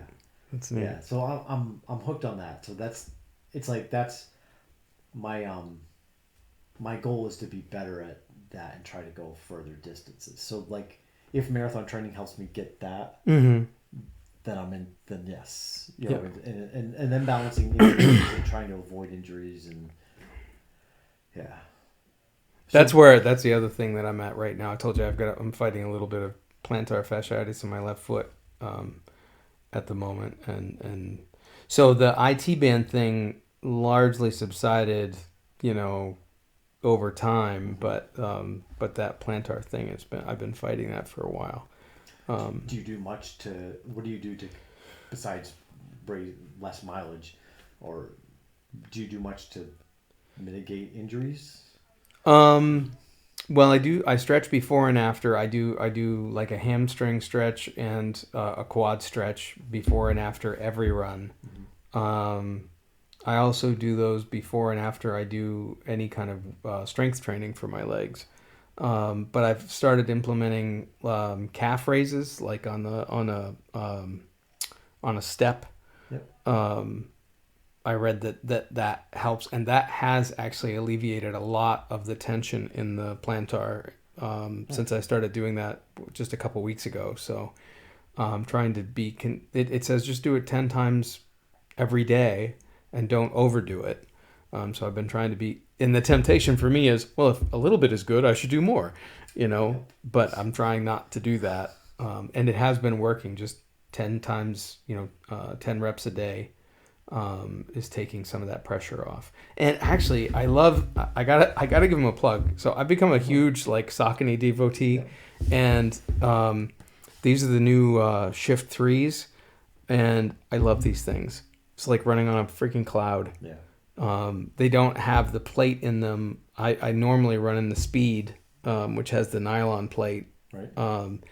And so it doesn't give you quite the boost, but I can still maintain a pretty decent pace in these, and they're just so comfortable. Yeah. Like, and more stable. Like the Speed it's got a little bit of instability in it, which I think contributes to kind of launching you a little bit. Right. But this is super stable, so there's none of that. I don't worry about rolling an ankle or anything. Yeah, I kind of come at it the other way. I did barefoot running. Barefoot running. Yeah. Because it was for a while. Yeah. And I never did like the foot like hardcore barefoot, but I went to less foam. And I liked like the zero drop kind of stuff, or yeah. I think there was a pair of Skechers I had which just had minimal foam. Mm-hmm. I mean, I moved on from that. I don't think that was a great option, but it was. So a Traeger is what I wear for the most part. Yeah, I've read about those. Yeah. I feel the road. Like it's cushioned enough, or I never feel like. I mean, obviously I put a lot of miles in. I always feel like I have enough cushion. Yep. So that's not an issue. And for what you're dealing with, probably, that might be more. But I feel like my toes are doing. There's enough give in it that oh yeah. Like I can feel my toes having to support myself. Yep. You know what I mean? Mm-hmm. And the one other thing I love about just how minimal it is. Yeah. There's nothing to chafe. Like it's like a sock. Like I could run this without socks. Oh wow. And I couldn't chafe if I wanted to. Oh, that's awesome. Because there's no. It's just fabric. Huh. But there's literally no support. When you turn a corner, Yeah, see, that was the problem I had I had a pair of the Skechers Razor, right, and there was a fun shoe to run in until you had to turn. Yeah, there's no cornering in these. Yeah, but they have a plated carbon fiber plate one for like $100, and I wore that. That was the one I read about. And I wore that for Last Man Standing, which is a trail race but a road shoe. Yeah, it's great. Huh? It was great. Yeah, I mean they're just super lightweight. I mean that's at the end of the day I want like super lightweight. Yeah, so, yeah. Like I just don't want to feel the weight. But now I'm starting to think I want more weight when I'm training. Then when I'm racing, it feels lighter. Like well, yeah, and I hear you, and that's one of the things. It's weird because these are a good almost 3 ounces heavier than my Speeds. Right. But I don't notice it when I'm running. But I do notice it when I race. Right. It's like, it's weird. Yeah. It's almost like you trick yourself. So, like, I'm doing a lot of my training runs in these. These are they're like winterized version. Right. And, excuse me, I'm doing my training runs in these, and I don't notice the weight. Put on the lighter shoes, and it's like, whoa, I can turn it up a notch. Right. Yeah. So it's fun. Yeah. So I'm trying to think on my plan for training, and so I did so many. Like last year, I was just obsessed with mileage, mm-hmm. and I don't know if that's the best thing. I'm my body handled it, and I stayed by the year before. Basically, it's been a 2-year progress to get to kind of mileage like that. I would do 400 a month, 350 to 400 a month. It's kind of I would always get over 300. I got to 400 twice. Wow. But I was just obsessed with miles. Like that's it. That's all. The only thing I thought. It's like at some point I need to do more weight room stuff mm-hmm. and less and more strategic. And it just wore on me. You know what I mean? Like just meant. I don't know. So I'm thinking. I'm looking forward to snow. I want to start snowshoeing. Oh yeah. Evan bought me for Christmas a a 20-pound weighted vest. Yeah. I'm like, I'm just gonna go put on the snowshoes and just go in the woods and run and start paying attention to like how many hours I'm spending. Like I'm going out for, I don't care how much distance I get in. I'm gonna run for an hour. Sure. You know, and stop, like, get out of the numbers because I get so wrapped up in them. Yeah. So that's my thought. I want to try to just do this winter, and then I'm not on the road so much, which is kind of terrifying this time of year. Yeah. And I had a dog attack. I don't know if I told you that. Yeah, you did. That's the police dog thing. That was interesting. So Dee's all paranoid about me being on the road. Yeah, I get it. So I'm hoping that will strengthen things. But back to the injury stuff. I kept having little injuries, and I called Jeff. Hey Jeff, what do I do? I mean, it's nice having a physical phone call. Every time he's like, stretch this, stretch that, and finally I was like, so if I stretch ahead of time, right? Can I prevent this stuff? Hello. Yeah. Yeah. So noticing a theme here. Yeah, getting into stretching more is definitely that big one. I wish I had an ice bath. I think I'd like that. But that's everything outside turns to ice nowadays. Solid ice. Yeah. So diet-wise, are you staying pretty locked into what you talked about? Like, pretty much. Like I honestly I cheated tonight. I had some Cheez-Its that I wouldn't have typically had with my meal. So we'll see what that does. I've been able to stay below 160. That's awesome. But I mean the thing about that, and Jody sometimes challenges me to like not check every day, but I've found when I don't, so I weigh myself every morning. I get up, usually I have a bowel movement, and after I wash my hands and stuff, I weigh myself every single morning.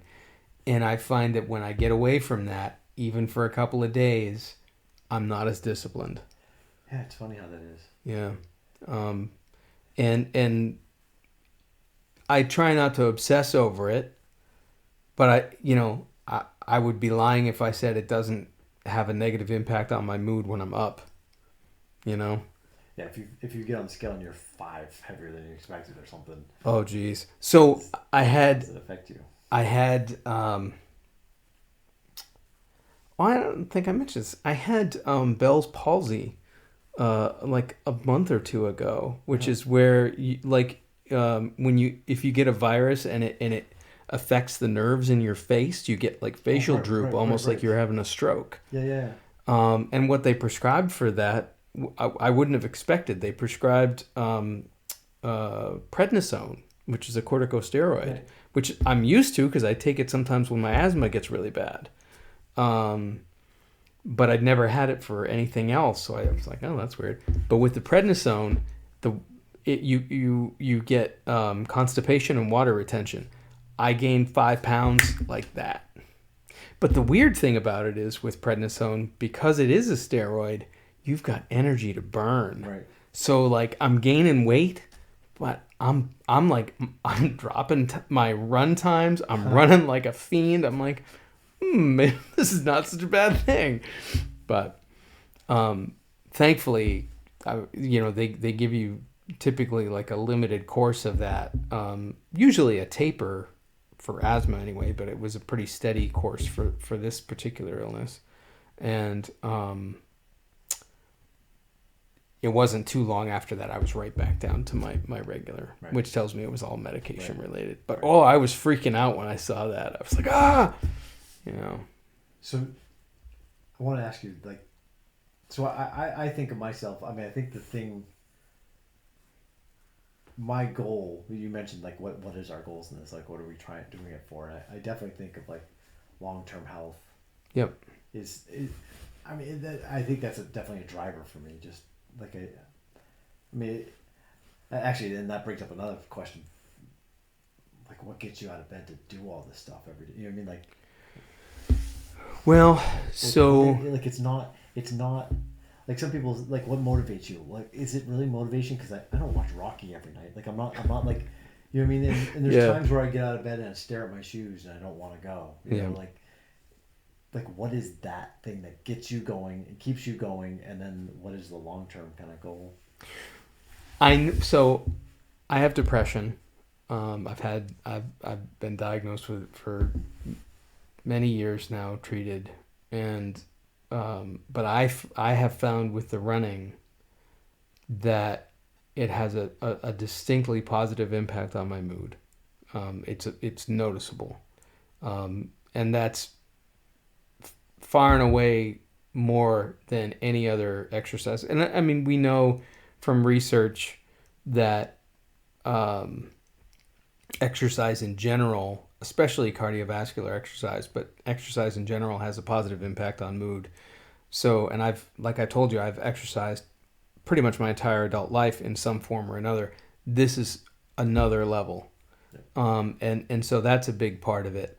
And do you think that has to do with the like I've had people recommend to me I should try meditation, which I'm interested in. I plan to, because I've been challenged to, but I think of my running as meditation. And you're not wrong. And it's interesting you should bring that up, because so in trauma treatment, one of the kind of gold standard treatments is called EMDR, eye movement desensitization and reprocessing. And one of the key elements of that is bilateral stimulation, activating both hemispheres of the brain by stimulating both sides of the body, right? So it started with having, the therapist would hold up two fingers and they would have you follow the fingers back and forth as you talked about the traumatic event. And the theory is that doing that, activating both hemispheres while talking about it, enables that traumatic memory to exit short-term memory storage and kind of shuffle off towards long-term memory. It's almost like the memory gets stuck in a sense, and so your brain keeps processing it like it just happened or like it's still happening. Makes sense. What we find is that bilateral stimulation helps in a lot of respects. So the research has kind of, as often happens, we're studying one thing, but we find some other ancillary stuff as well. Right. So the research about bilateral stimulation has also demonstrated that it can have just sort of a generally positive impact on mood, on, kind of our overall sense of well-being. There's some thought that it might, improve cognitive processing. And what are you doing when you're running? You've got bilateral stimulation, and you've got it sustained usually for, 20 minutes to half an hour at the minimum for most runners, and a lot of us who do any distance, you're talking an hour or more. Most people who meditate don't meditate that long. Right. But so you're in a sense, you're almost kind of in a meditative state.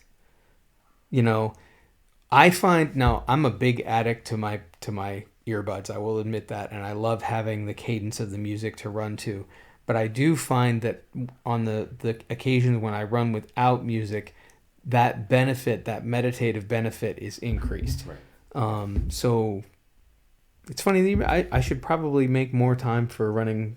Yeah, I've quiet. I used to run a lot with music, and I kind of went away from it. Then I've been running with podcasts. Mm-hmm. But I never more than like half, I would say, because I do find I process things and think of things but like the shower effect. You're sitting in the shower and you have an idea that, like, oh, where'd that come from? Well, that's a good idea. Yep. Like I definitely get those, and I notice them less when I'm podcasting or music or whatever. Yep. So I definitely, and I feel like I'm more into my own suffering, which I feel like such a sadist, because like. Well, there isn't. I hear you though, because I get to that place where I'm like,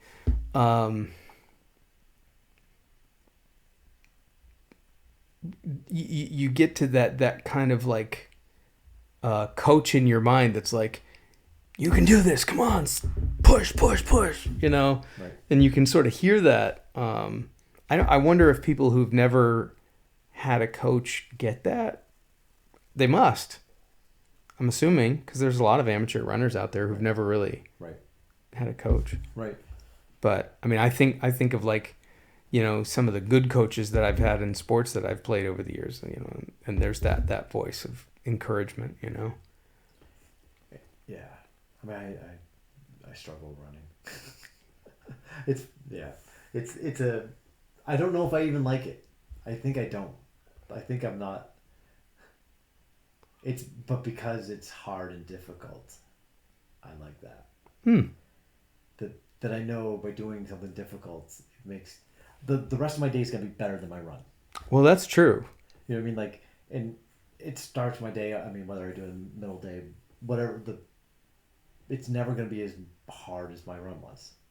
Even if I do an easy run, even if it's like, yeah, there's something about and the discipline of doing it, like, and I've said this many times, and if the two people that listen to all my podcasts, I'm gonna say it again, but the runs, I know for a fact that the runs that I want to go out the least and that I do run, I feel the most reward for. Oh yeah.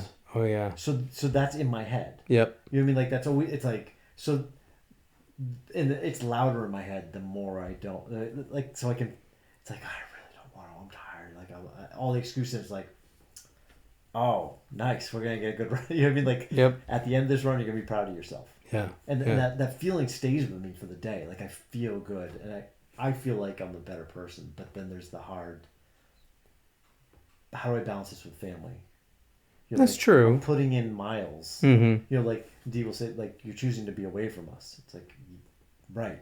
How do I, or because I'm getting up so early, I'm tired at night, or what? Like, how do I find that? How do I get that goal, but not lose out on the other side? And because what's the point of doing all this to be healthy longer, or I'm separating, straining my relationship, right? Yep. So it's like trying to find that balance, which is the challenge, right? Yeah. And that's. Yeah, you're absolutely right. And that is tough. I'm fortunate in a way in that the way that I've worked my runs in, really only the long run winds up being intrusive into my life, and I try to figure out ways, like Jody's with her kids every other week. She lives down in Bar Harbor, and so she's with her kids every other week. And so every other Saturday, it's just me and Riley, my daughter. And so she tends to sleep in. She's a teenager. She likes to sleep in. My run's usually done long before she's awake. Right. So there's a minimal impact. It's like pretty much, a couple hours every other weekend, taken out of time that I would have with Jody. But by the same token, she takes time periodically to do weekend CrossFit, stuff like that. And I think her taking part in CrossFit also helps because she gets that, Yeah.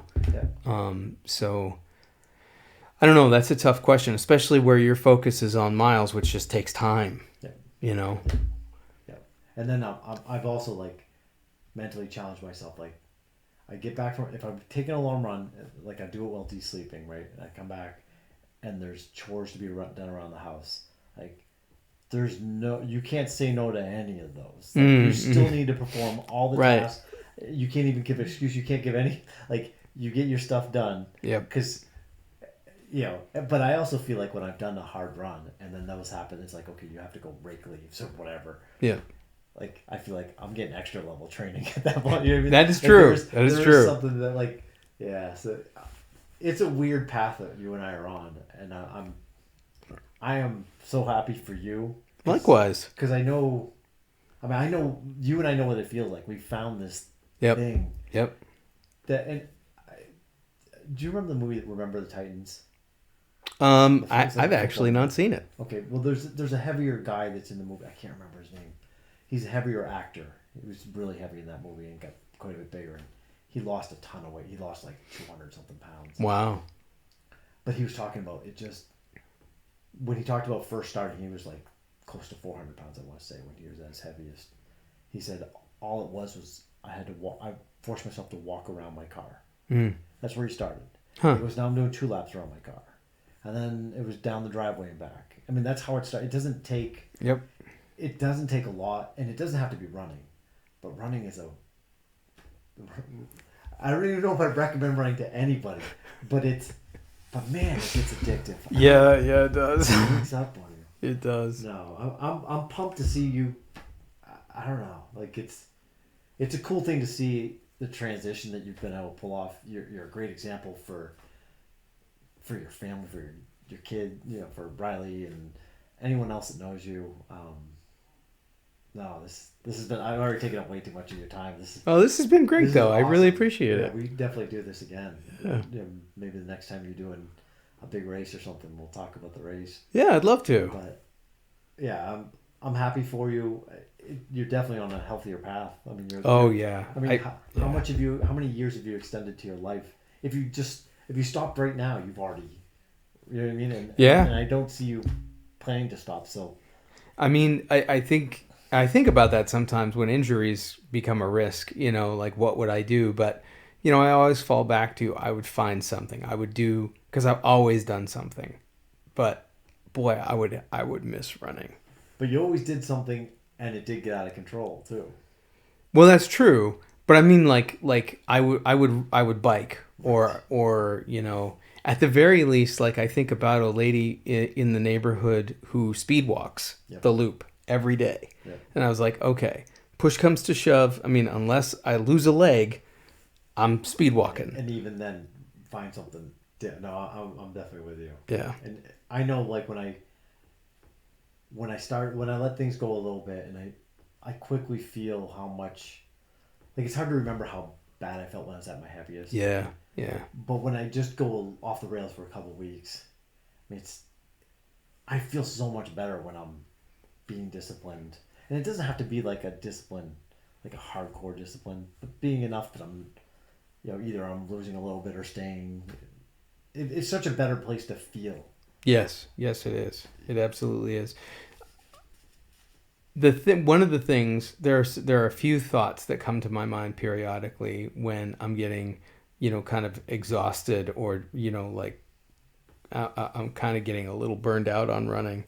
And one of the things that consistently comes up is it wasn't too long after, I think it was maybe the year following the hike that I did with you guys up Katahdin. I did another hike up the Hamlin Ridge. Okay. Yep. And I was I was at my full heaviest weight. I was 240, and I had to wear double knee braces and trekking poles the whole way to make it up. And I remember how much that hurt and how hard it was and how limited I felt. And I was proud of myself for pushing through and doing it. Yeah. But I don't ever want to feel that limited again. Have you climbed Katahdin since? Actually, Jody and I climbed it. We did which was an accomplishment for her because she has a fear of heights. So that was a big deal for her. We went up the A-Ball trail, the new one that we did. Yeah. And I didn't have any issues this time. I was gonna say, but yeah, a completely different experience. Yeah, it was totally different. How totally cool different. Is that? Yeah. And it's cool to be like getting older and improving. Yes. It's such a, yes. Like we're nearing 50, and we're the thing that's amazing is I weigh as much as I did when I was a senior in high school. Yeah, that's awesome. I mean, I can't even believe it. Yeah. And I gotta say one more thing about the Millinocket. So the week or two, within 3 weeks, I had done my PR for 5K, my PR for 10K, my bet at Millinocket. I did my best half marathon. Yeah. And I was in a minute of my best ever marathon. So like in a 3 week span, I was at my lowest low I've ever been in running. Like, and yet humbled. you're I just said to all these people, it's like such a so I'll step back and like have a moment of introspection. Right? Yeah. And like I get that I'm in this weird mental space. Like, I think what you said earlier makes a lot of sense, though. I think part of what contributed to that sense of being low was that you were feeling like you were going to blow the doors off Millinocket. Right. And then when that second loop came around. Right. Yeah. And I should know. I I say this all, especially with ultra running, as I'm going to do like longer distances, it doesn't like the smallest thing can throw a run off. That's true. And how many times do you go for a run, like, and you think it's going to be a good run and it's not, and then you think it's going to be a bad run and it is. I mean, every day is different. You just never know what to expect. Yep. And running has a way of humbling you in that way. Oh, absolutely. But the thing I just never expected the mental challenge of running. Like, I feel like, like chess is a very mentally stimulating sport. You think of all the different sports you could do and the strategies and things like that. I don't think I've ever been challenged mentally like I am with running, though. Oh, yeah. You have to overcome things. Is this a thing? Is this not a thing? And okay, I'm in my group. Okay, now this hill. Like, and you're just in your own head, debating yourself. Like, yep. It's such a cool thing. Yeah. No. Well, thank you for doing this, Nate. I really appreciate it. We'll definitely do it again. Yeah. Yeah, like I have a longer email I send to people usually, like when I'm trying to talk somebody into it, usually strangers that don't know me. Sure. And I talk about like I'm definitely more of an introvert. I mean, when we're at family get-togethers, I'm like, I'd rather just be quiet. I'll listen to everybody, but I'd rather, like, I don't want to talk much. I don't know. And I found myself kind of like, and COVID hits and we're all isolating. Yeah. I'm like, and that's part of this whole running thing is like, instead of like doing the thing that's hard, instead of doing the easy thing, looking for the hard path. Yeah. And it's like, it was just, and JT and I did one, and I'm like, let's just. What a cool excuse to like have conversations that we never would have had. Like, never would have had. Yeah, like, absolutely. Like, even if you and I talked at a get together or whatever, 10 minutes here, 10 minutes there. Right. And usually about just kind of superfluous stuff, right, usually, exactly. Yeah. And it's so cool. Like, I reached out, I had a podcast with my cousin who's in Washington State, who we kind of grew up close together, but we haven't seen each other or talked in 5 or 6 years. It's like, I just had a 3-hour conversation with him. I like how cool that never would have happened. Yeah. So, this is a cool opportunity, and I'm glad this is awesome. Thank you, man. Yeah.